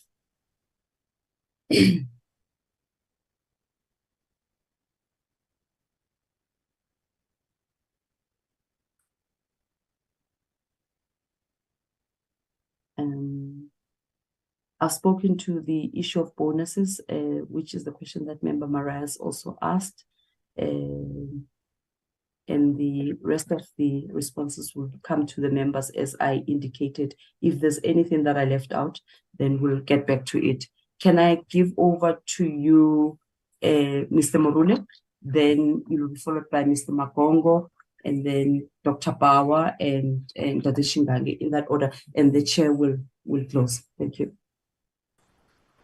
Okay, thank you, CEO.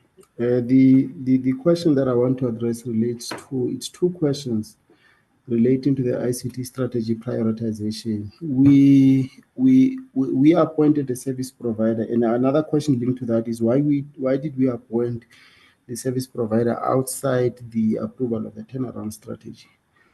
And I think there was a twin approach in the implementation of the ICT strategy and architecture project.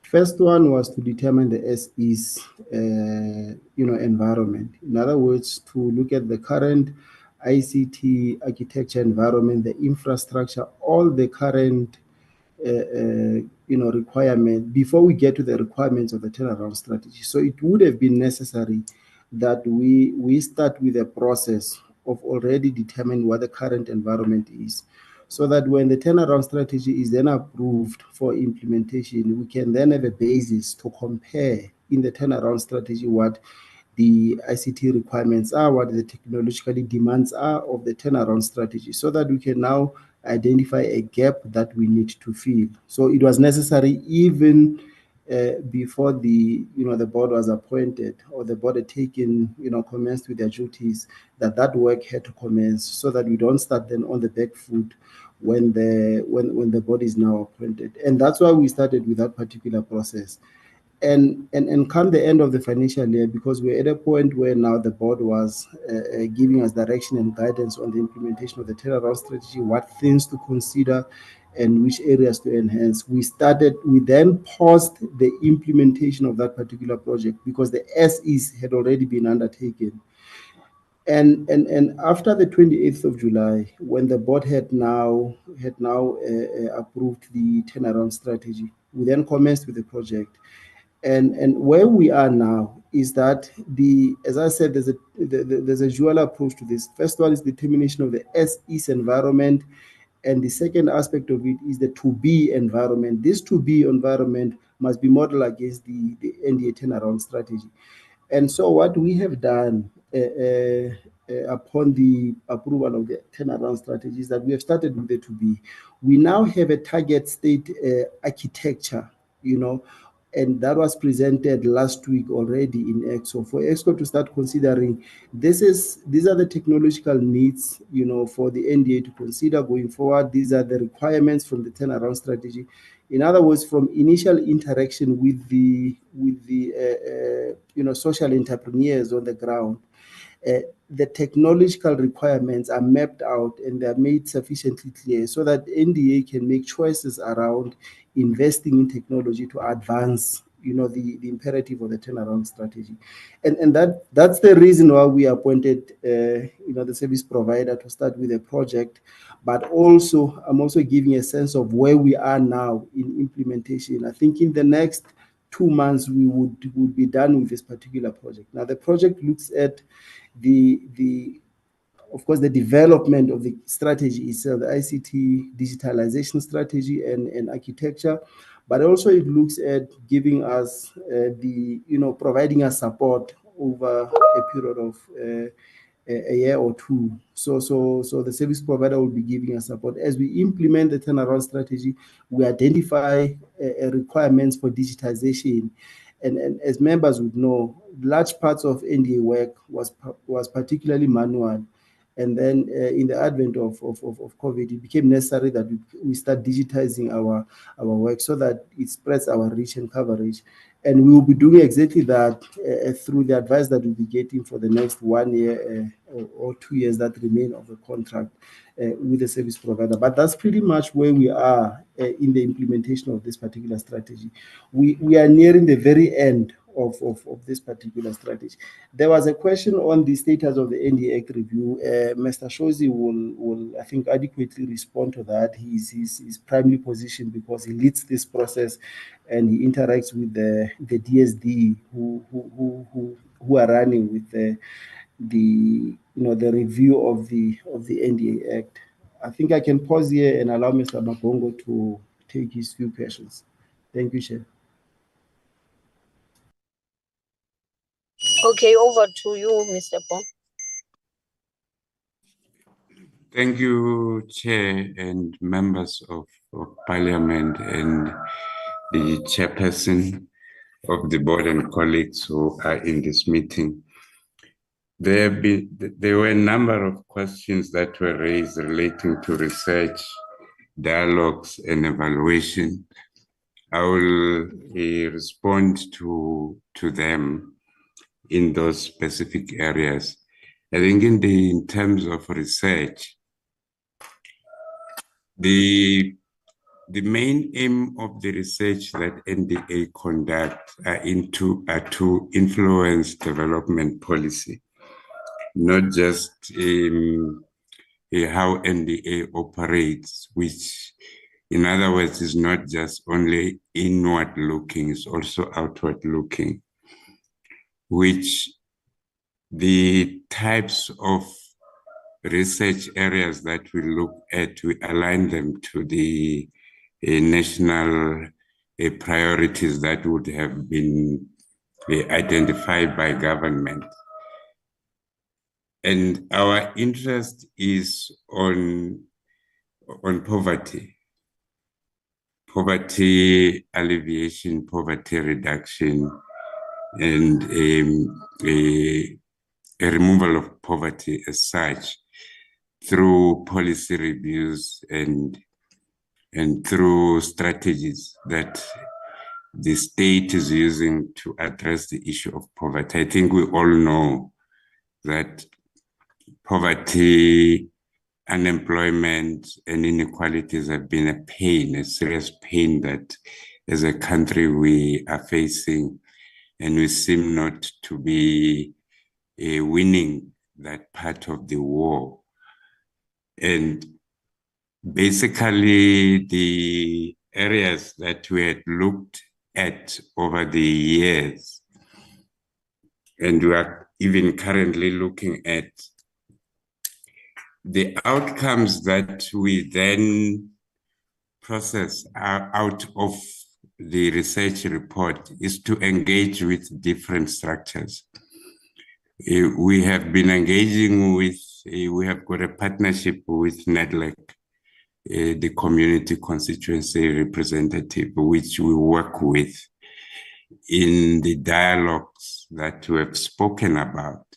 And the dialogues are designed in a manner that we have a debate and an engagement and proposals on areas that we need to look at and do reviews and enhancement to deal with the high level of unemployment in people that are economic active. That's the first point. And two, the second one is to look at the current approaches that as a country we are using to deal with poverty issues.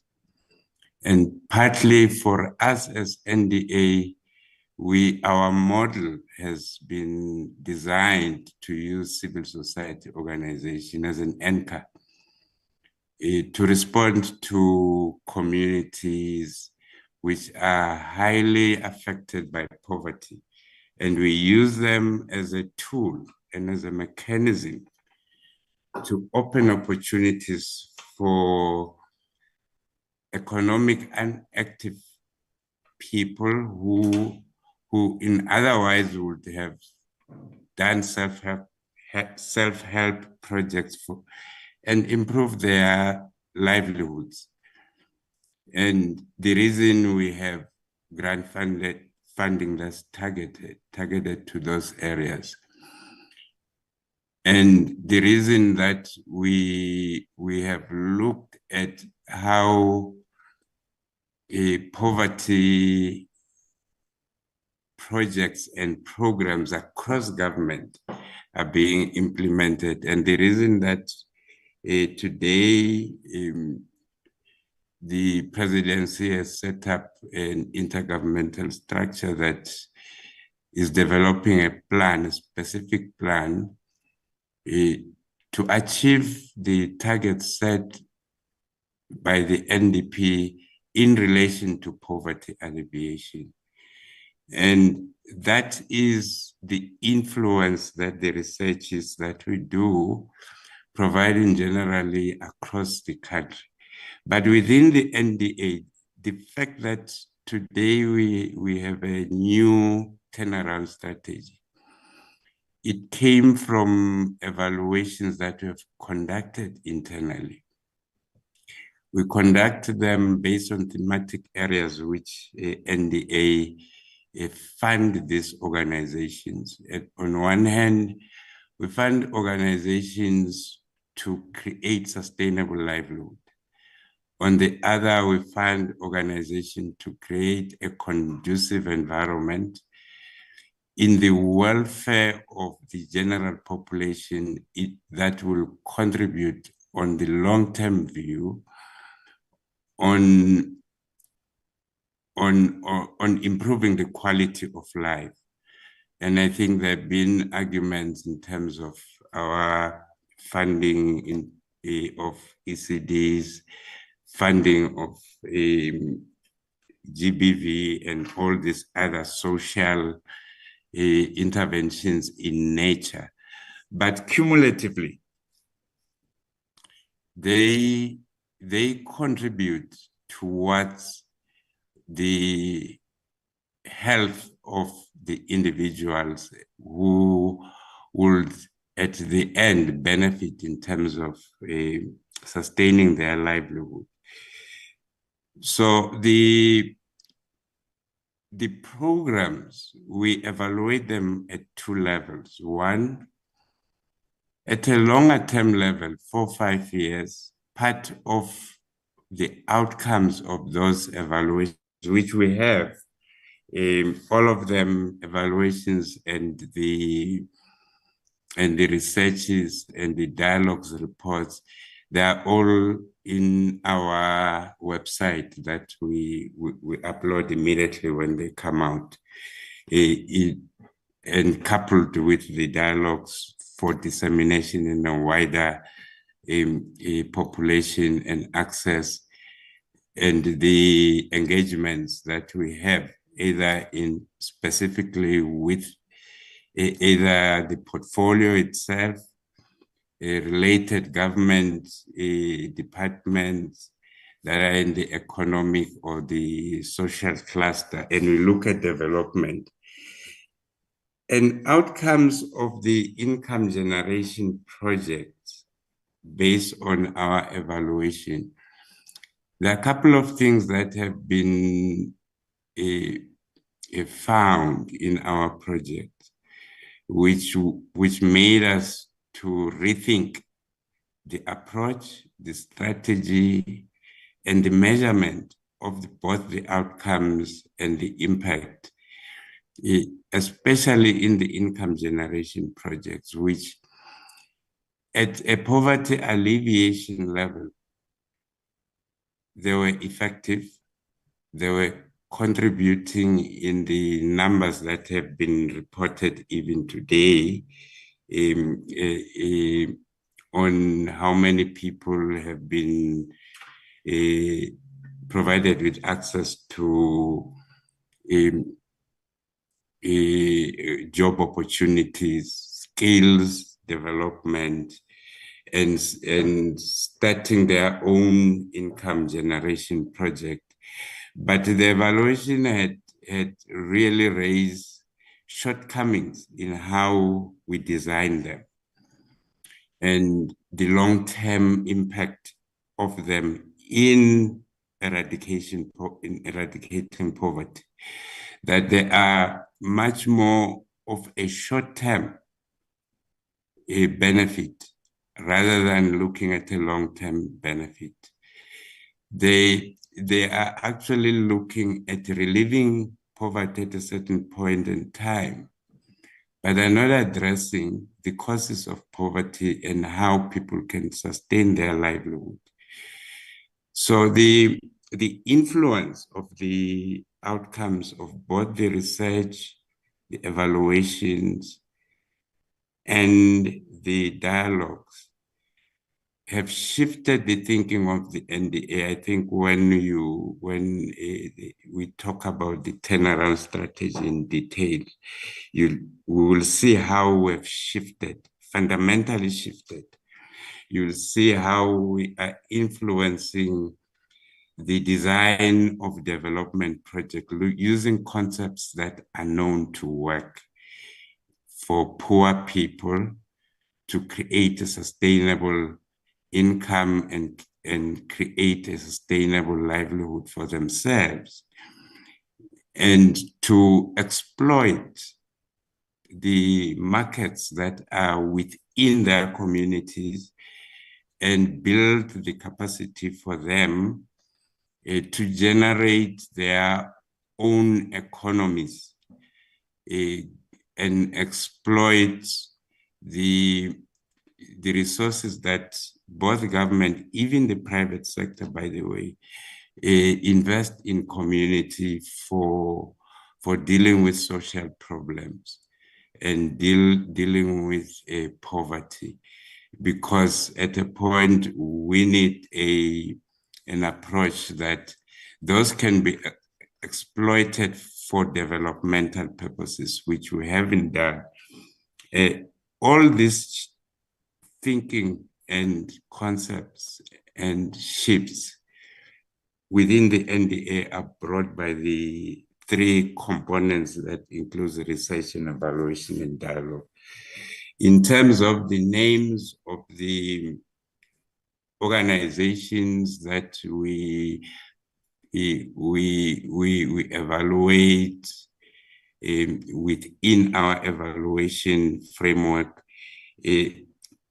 as much as we don't publish them as per where you find them and so forth, but we have the database where we sample them for these purposes coming from the CSO's development program. They've got a better database that the committee can have access to. Thank you very much. Okay, Chairperson, over to you.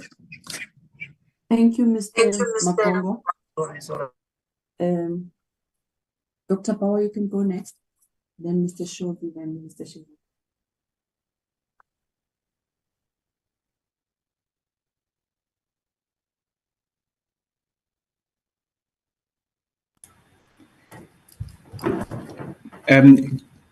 CEO, Dr. Yes. Bauer has requested that maybe I come first.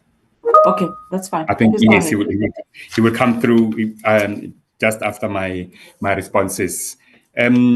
Thank you, honorable members, for the questions. I will start first with a question on board fees. I think the question was asked to say, if we didn't have a board for most of the financial year, where are the board fees that we are reflecting in our reports coming from? I think, Chair, it was indicated that during the period when we did not have a board, we had an interim accounting authority, and the interim accounting authority was assisted by an audit committee. The audit committee had 2 independent members. So throughout the financial year, we had to, for every meeting that was there, so then the 2 independent members were remunerated for their attendance of meetings in terms of assisting the interim accounting authority to carry out the governance that was required in terms of the NDA.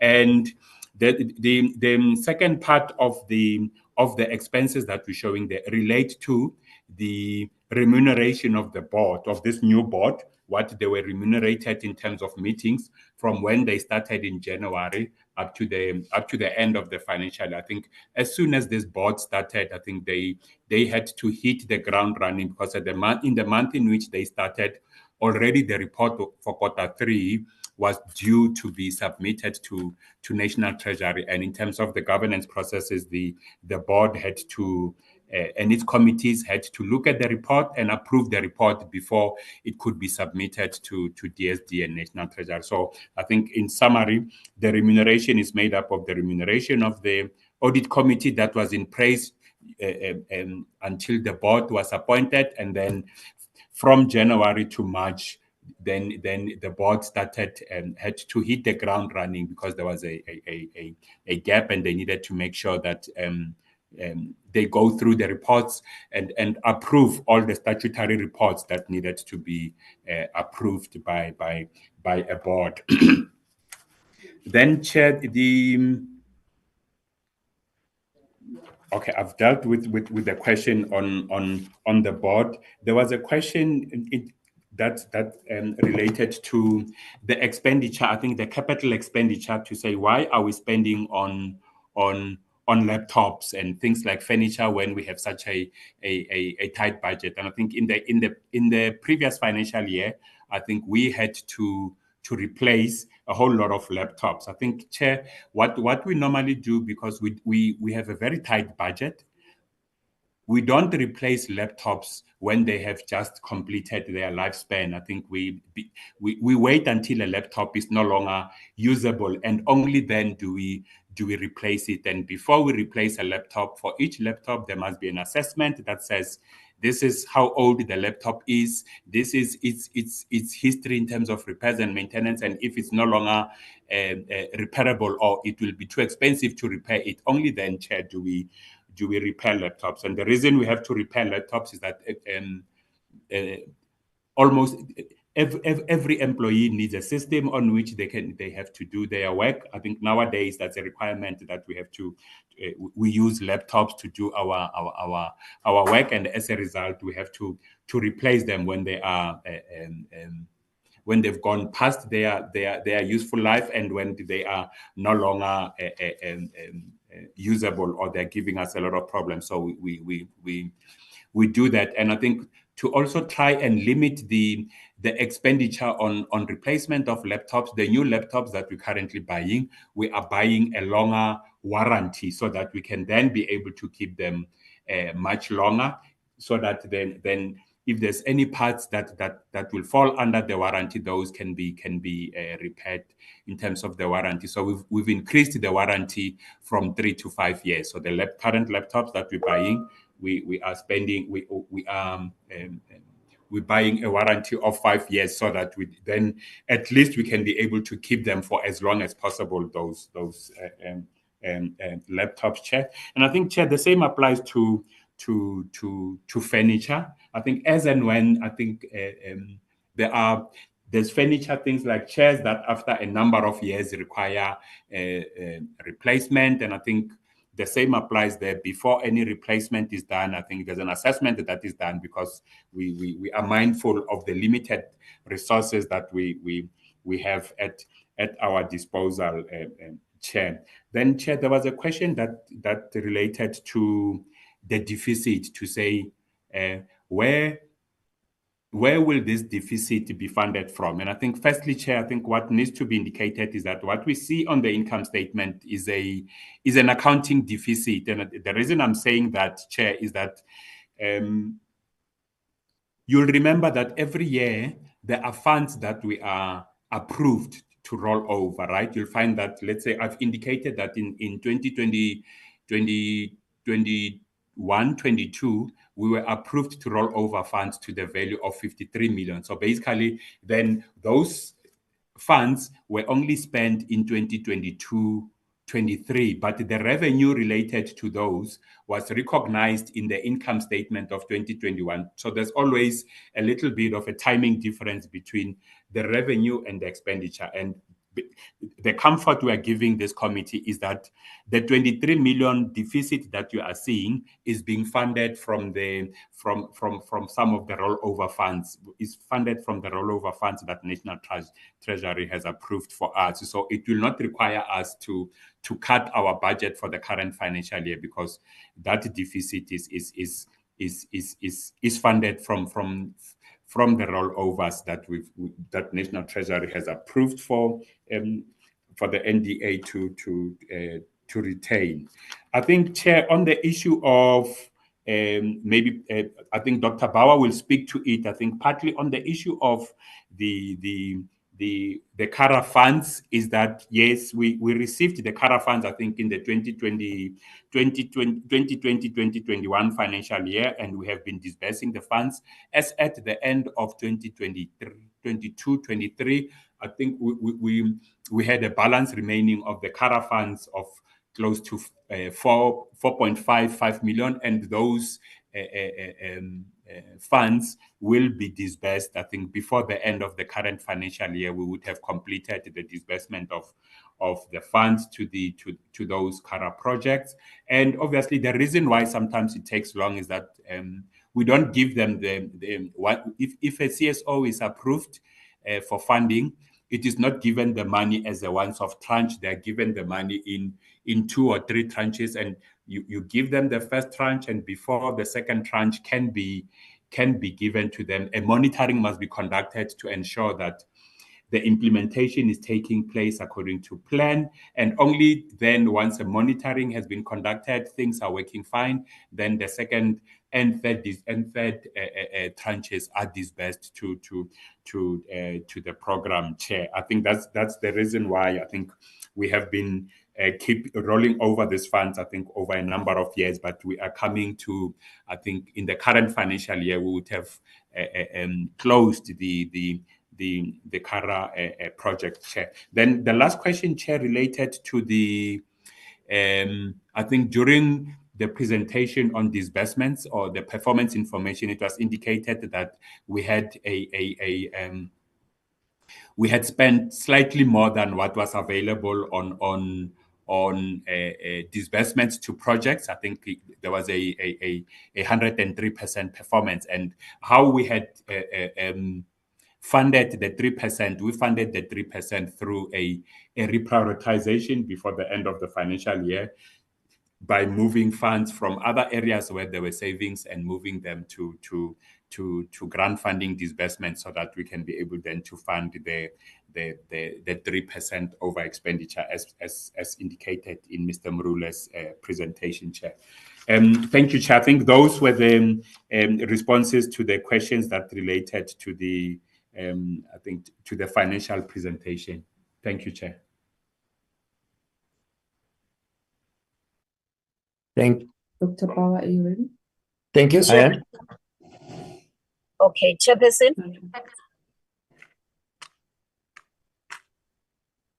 Hello, Chairperson. Thank you very much. Yes, thank you. Thank you for the questions.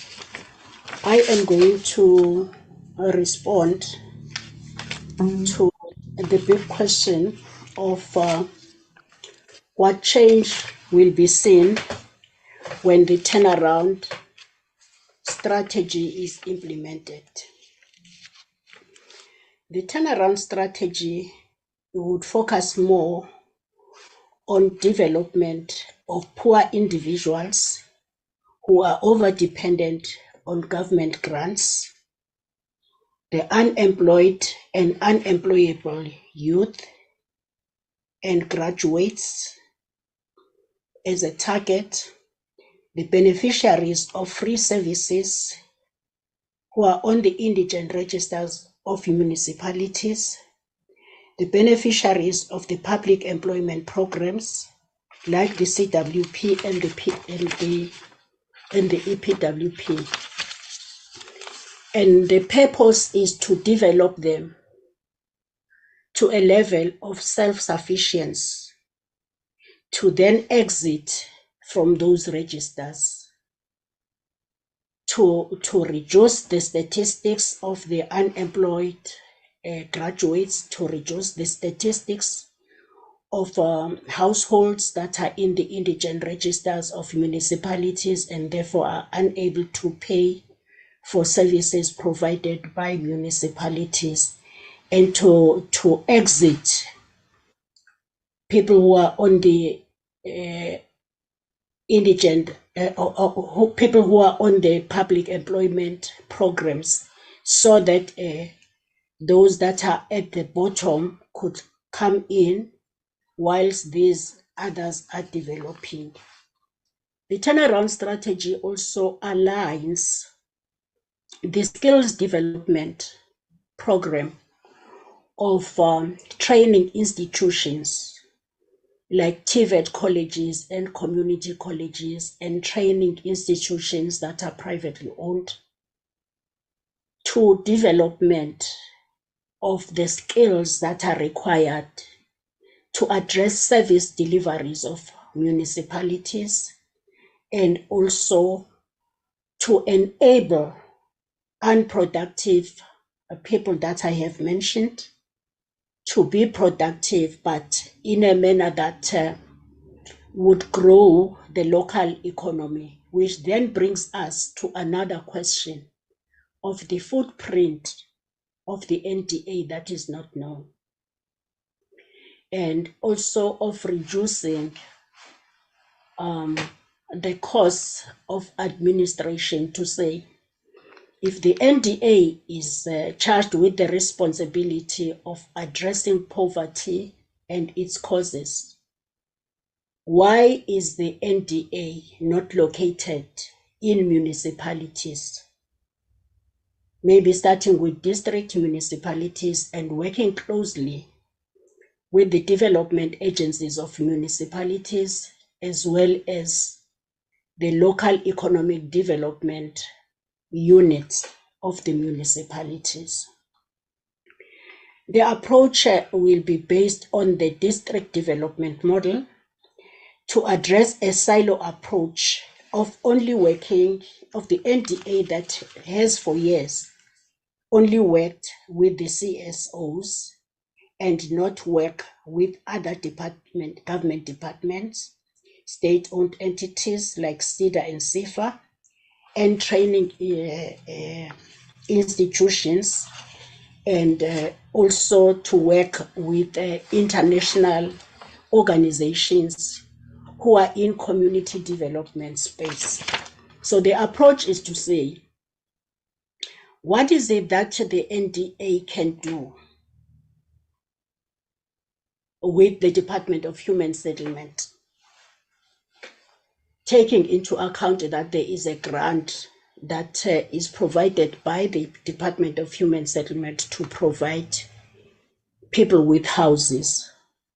And if that approach was then aligned to skills development, would it not yield more positive results if the NDA was then to facilitate a situation where the concept of cooperatives is introduced, and then the beneficiaries are formed into housing cooperatives, who would then also have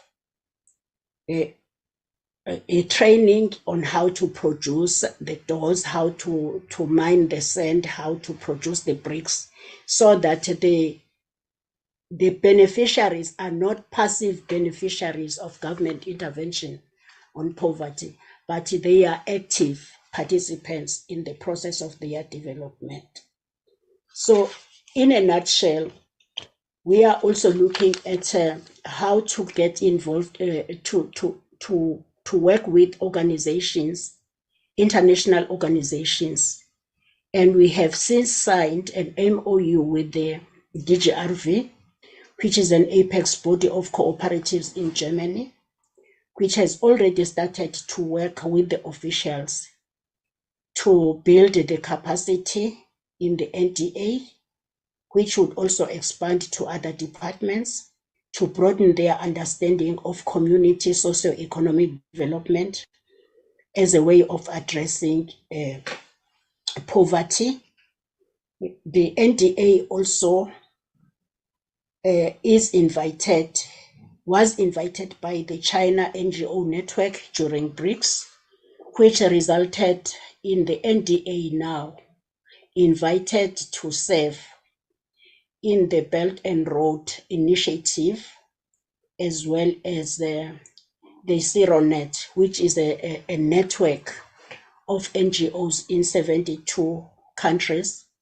And the chairperson of the NDA board is then invited to serve in the International Steering Committee of that network to facilitate active participation of the NDA, and also to take advantage of. So what will then be seen is that when the turnaround strategy is implemented, the first observation will be that the Portfolio Committee and South Africans will see a shift of a focus on the CSOs to a focus of the affected individuals by poverty, and then the capacity building of the CSOs to effectively address those the challenges that are making those people to be poor. If it is the issue of skills, NGOs that would then position themselves as the skills development NGOs. And if it is the NGOs that would be addressing issues of gender-based violence, and then the skills would be, the NGOs would be capacitated then to address those issues. So there will be a slight shift in terms of the actual target of the NDA.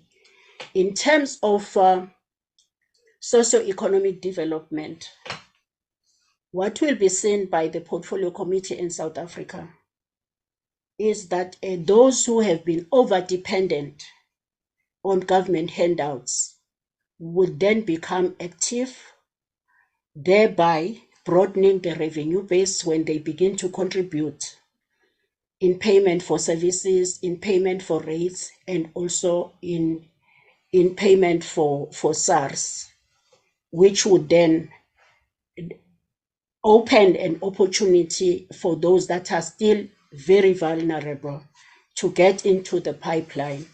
So that is the change that will be seen. That change will not be seen in the first year. It will be seen a bit longer than the first year, but in the first year, the change that will be seen is who is the target group. The second issue is the coordination role that will be played by the NDA to bring on board other relevant stakeholders like the Department of Small Business, the Department of COGTA, which has got LED, the Department of Public Works, which has got EPWP, and the Department of COGTA has got the CWPs and the TVET colleges and the SETAs to be part of a team that is addressing the national project of poverty eradication. The third change is that for too long, the NDA has not been influencing policy change in government. When we present our strategy, you'd see that one of the studies that was done was how other countries addressed the issue of the causes of poverty. And Vietnam addressed the issue of land as a cause to poverty by allocating 25 hectares of land to each poor family for the family to grow food for itself and also to sell the surplus. But it is not only the land that was provided. There was also a skills development and also to provide the equipment that is needed and to train the communities to produce their own fertilizers, the inputs that are actually costing a lot when you are developing people. So the NDA is turning the corner to adopt a community development approach in addressing poverty and then align that to the existing interventions of government and working with other government departments. Thank you very much.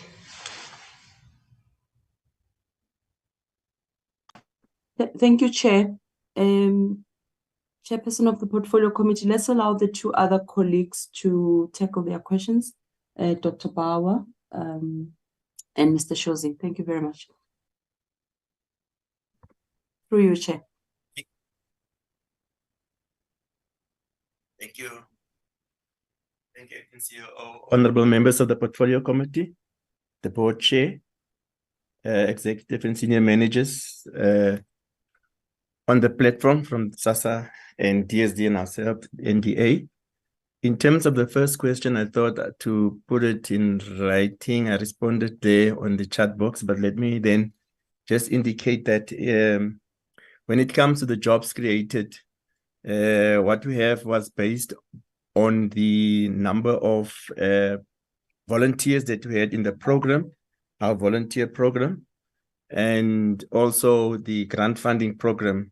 Now, the volunteer program had specific amounts. It had 22 beneficiaries per CSO, and those beneficiaries were paid 1,800 over a 6-month program. The grant funding one would then be different from project to project, even in those who would have, obviously, your seasonal jobs opportunities that are created. What we also could find out was that in some cases where you have volunteers or even in grant funding projects, that some of these beneficiaries or employees are then absorbed into the CSO. The second thing is in terms of, I think Bob Chingani has already responded to the issue of the funds, the CARA funds, and I would leave it at that. in terms of the capacitation of CSOs, correctly so, as the board chairperson has indicated, I have been part of the DGRV program in terms of capacity building for us as staff members. And we would then roll this out in the 9 provinces. We have actually set with DGRV for a week in terms of making sure that we then develop an implementation plan, which will lead to building the capacity of the civil society organization. What I found very interesting in that training was also that the mind shift and the different thinking in terms of what community enterprises are and how those can actually maximize the funding and the money that is within the area where they find themselves, following the ABCD approach. And I think that will actually help us in terms of building the capacity of CSOs. But from an NDA perspective, we do have trainings that we did all the time for governance. Those trainings were based on governance. It was based on resource mobilization to assist the civil society organization to raise their own resources. It was also on financial management, on conflict management. We had these 5 modules which were actually developed within the NDA, which we then did with organizations. So it's not a once-off. And it also depends on, after they have been assessed, where the gap is. And what we would be doing is we will then be supporting in terms of the gap into the training based on whether it's conflict, whether it's compliance. And we have then development managers, or let me call them development practitioners in the provinces, whose role it is to actually handhold them, walk with them, and then exit them when it's time to exit these organizations. But this will obviously change after the chairperson of the board have indicated, because now working with DGRV, it has actually created us an opportunity to maximize what we're doing. And we will, in our last meeting that we had, we then agreed that we will then also develop the tools that we will be using in terms of providing that support. In terms of the DDM, the pilot, Chair, what we did from our side was the cost for the pilot was not a special cost. It was a staff cost that we had. In other words, what the staff members did ordinarily in terms of supporting civil society organizations in the different provinces, they then coordinate the DDM in the area where they are. So if we were funding in a specific municipality, a specific ward where the DDM was, what we would do, which I think is also a lesson learned, is we would then coordinate what is available in that specific area. We would then engage. We would then, it was a multi-sectoral approach that we had, and it actually yielded quite a good number of support and funds that we received, specifically in the Northern Cape, where we engaged with the mine around Postmasburg, that area.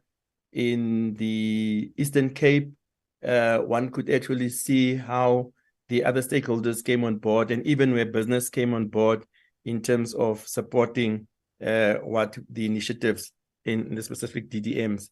So for us, those are also the lessons, but also it also gave us an opportunity to look at approaches in terms of linking the areas that we cannot actually do as NDA with the CSOs that are there. Then I think the board chair spoke about the strategy and also how that will be implemented and how that will actually change. I think I want to leave it at that. And then obviously besides DGRV, we're also working with Finmark, and there's quite a number of things that came out from the research that was done by Finmark in the 4 provinces that we're working with. And we're looking at actually taking that further, because what it also does, it assists us in terms of getting people out of receiving your grants, that possibility. And we will then be piloting, and from our side as NDA, in terms of where we are actually also funding projects. Set of difference. Yeah, I think that in terms of CARA, what I can perhaps also indicate is that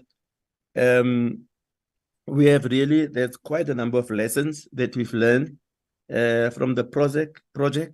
The project was not only funding the individual CSOs, but those CSOs that were funding, some of them, what the agreement was that 30% of them will actually be sort of emerging CSOs. It will be those CSOs that actually find it difficult to access funding or resources to implement the program. And we would then, in the process, assist them in building their capacity, which we did. And the feedback even from the capacity that was, or the mentorship that was done by the service providers was very positive, specifically in the KZN area where they worked, and also opening us up for more, for working better in those areas. So I think the program for CARA has actually yielded some good results and feedback, but I also agree that we should actually fast track this program to make sure that we address the issues of gender-based violence and femicide in our different communities. And I agree that CSOs are actually also expecting us to give them that support. I think I have responded to the questions referred to me, but if there's anything that I've left out, please feel free for me to come back. Thank you, Chairperson and CEO.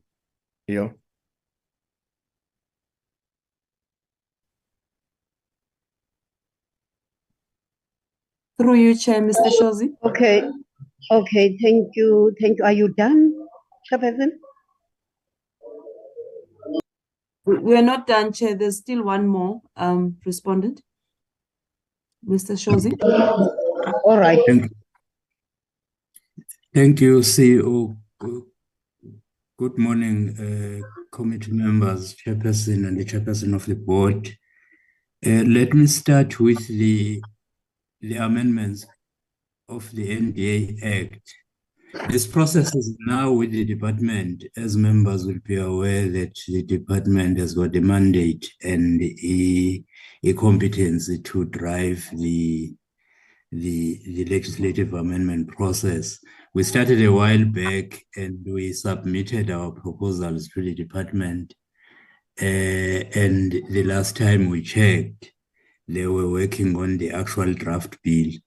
However, because our board only started in January this year, there hasn't been an opportunity to engage the board, and there's a process in place for the department to come and brief the board so that they can get the inputs from the board before they can proceed and engage the other internal stakeholders.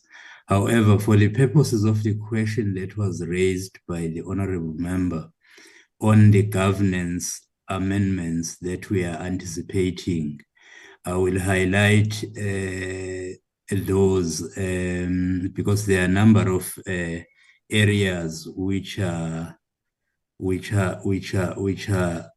affecting the effective functioning of the board at the governance level, which we thought needs to be addressed by the amendments. One of which is a proposal. We looked at other 3A entities like SEDA and so forth, and in relation to the size of our board, and there's a proposal which is a discussion point to consider perhaps reducing the number of the board members to a lesser number. The current proposal is 7, because if you look at other sister agencies, our board is relatively bigger. So there are other implications that comes with that. It's a bit expensive to run and to coordinate and so forth. So there's that proposal. The other one is to regulate the expertise that you look for when you appoint the board, because the current act does not go that far insofar as that is concerned. So to just highlight the kind of expertise that the appointing authority would look for when appointing the board, and then the other consequential amendment will therefore be the reduction on the number of both the government representatives and the representative of CSO sector, because now you will have a much smaller board if that proposal to reduce the board, the number of board members is implemented. And then the next one is on the appointment of the board chairperson and the chairperson. The current text provide for the appointment to happen at the first sitting of the board, and the experience has taught us Yes, that. yes. Oh, CEO, your mic is on. okay. Apologies. Sorry about that, members. And experience has taught us that it's not always possible and practical to have a meeting of the board immediately after the appointment, and therefore it delays the implementation of or the taking of office of the board. So the proposal is to take away the reference to appointing the leaders of the board at the first sitting, so that you just give the minister the power to appoint. Then the minister will appoint in whatever way that is practically possible by simply issuing an appointment letter to appoint the board chairperson and the deputy chairperson, and also to provide the interim arrangements in the event the chairperson and the board chairperson are unable to fulfill their duties, because that is currently not provided for in the board, in the act, I mean. And then another consequential amendment will be obviously the quorum. If we reduce the number of board members, the quorum will be affected. So, but also, the current text of the NDA Act is fixing the quorum using a number. It says the quorum is 6. So also we intend to fix that, because it leads to a lot of confusion as to how to determine the quorum in the event there is a vacancy. So the normal practice is to use a percentage. The quorum is normally 50% plus 1. So we also want to follow the normal convention and not use the number. And then we also propose that the bill must repeal the section that is providing for the establishment of the management committee, because if you look at the functions that are provided for in the NDA Act, it appears as if that management committee was supposed to do what the current Audit and Risk Committee is doing, because the NDA Act predates the PFMA.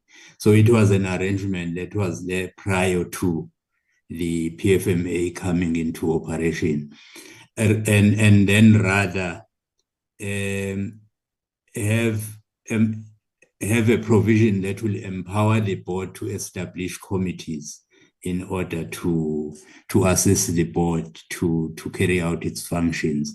And it will be up to the board then to prescribe the number, the form, and the nature of such committees. And then we also thought it will be prudent to have a provision that provides for the dissolution of the board, because there could be circumstances in the future that will require such, and then you need to have the empowering provision for such and the interim arrangements in place should there be a need to resort to such. And then on the appointment of the CEO, currently the provision of the NDA Act is abnormal in a way, if you look at other similar organizations, because the CEO of the NDA is appointed for a period of 5 years, which is non-renewable.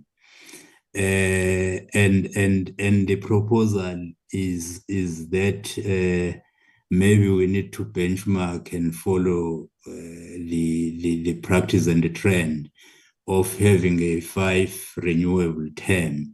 But obviously, it will be upon the discretion of the appointing authority to whether to renew or not. It will not be an automatic renewal.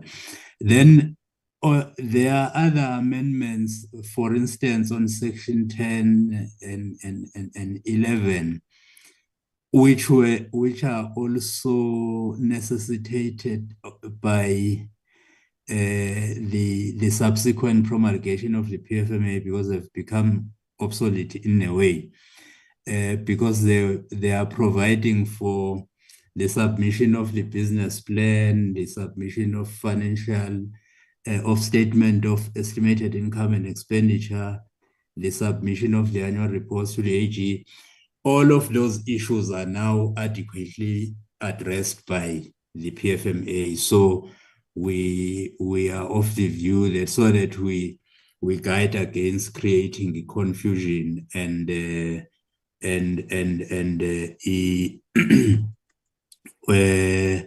So those should come out of the NDA Act, and then to implement such will solely rely on the provisions of the PFMA. So that is what, as far as the amendments of the NDA Act goes. I will now address the last issue around the IFWU process and update.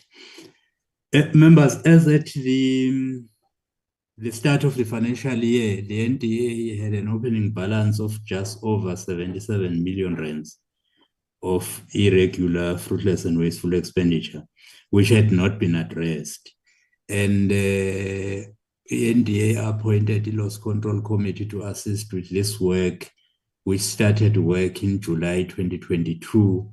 And since they started working, they managed to do a determination process on cases amounting to just about 14 million rands, and all of those cases have now been submitted to National Treasury for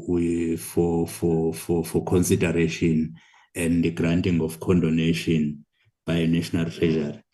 Then there are 2 high value cases, the total of which is about 50 million. One is on the volunteer program, and the other one is on the Regenesis contract. The transgression for both of those transactions, I think it was the fact that the proper supply chain processes were not followed. And both of those cases have been taken through the determination process. And they are now at the implementation of consequence management, because there are various recommendations which the e-management must implement before they can be taken through a condonation. And acting CEO is implementing that once, and the projection is that such will be done, and probably by the start of the fourth quarter, those could be ready for submission to National Treasury for condonation as well. If the 14 million and that 50 million are addressed, then that will drastically reduce our IFW register. And then there are a couple of cases, I think there are about 7 or 8, which are with HR for the implementation of the disciplinary processes. Once those have been addressed by HR as well, they will then be ready for submission for condonation as well. But maybe one needs to also give a comfort to the committee members in that we've been dealing with this issue on two fronts. One, dealing with the cases that have already been incurred, some of which are coming from various prior years, and two, working on controls so that we prevent. On the preventative side, we've started seeing the fruits of the controls that have been put in place, such that in the year under review, there was only one case of irregular expenditure that has been recorded, which was about, it's one transaction which was about 335,000 rands. Which is a big improvement compared to the prior years. So if the NDA can maintain that trajectory and also manage to deal with the backlog, then the IFW book of the NDA will soon come under control. So I think that's where we are, members, with regard to those two issues. Thank you very much, Chair. Thank you, Chairperson. I think we've answered all the questions. In fact, there's one, Mr. Shingange. There was a question on volunteer project that Member Abrahams asked. I think it had to do with 30 million. Maybe you can do that. That would be the last question I think that we need to answer. Thank you, CEO, and through you, Chair. I think in relation to the volunteer program, we applied for funding for the presidential stimulus, which the funds were received in 2021, 2022, but the implementation started in 2022, 2023, and as at the end of March, that is the financial year that we are reporting on, Chair, there was only, I think, about 5 million that remained to be paid out to those CSOs. And in terms of the contracts, by the end of those contracts end at the end of October, so meaning that by end of November, we would have paid all the CSOs that were employed or that were engaged on the volunteer program. So I think that's where we are. We received the funds in 2021-22, started the implementation in 22-23, and the current contracts end on ends in October, so meaning that in November, then we will be paying the last payment due to the CSOs that are implementing the volunteer program. Thank you, Chair. Okay, thank you. Thanks, Chair. Is it the last question, as you said, no? Yes, Chairperson. Thank you very much.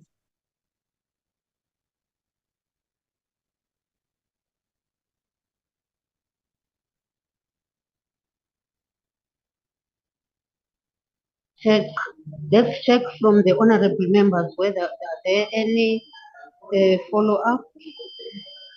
Lizelle, followed by Polnit.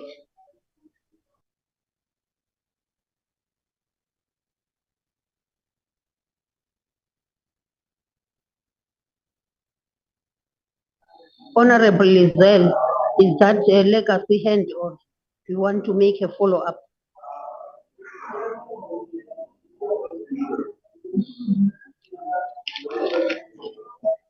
Am I audible, honorable members? You are. Let's proceed. I think it's legacy hand. They don't respond.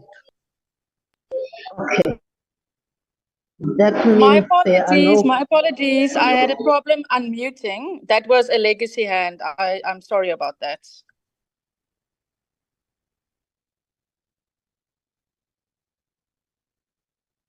What about Polnit? Is that a legacy hand also? Polnit,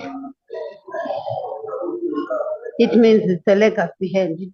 She doesn't respond. Okay. I think so, Chair. Yeah. Let's thank the NGA about their presentation. We hope that they are going to do better and better for the coming financial year. We can see the improvement, but there are still things that they have to tie up. So let's require that we hope that as they are getting in the office, at least they will be able to manage other issues that we were looking forward for. Thank you ever so much, Chairperson and your board, and also thanks ever so much to the honorable members for availing themselves to listen to the board.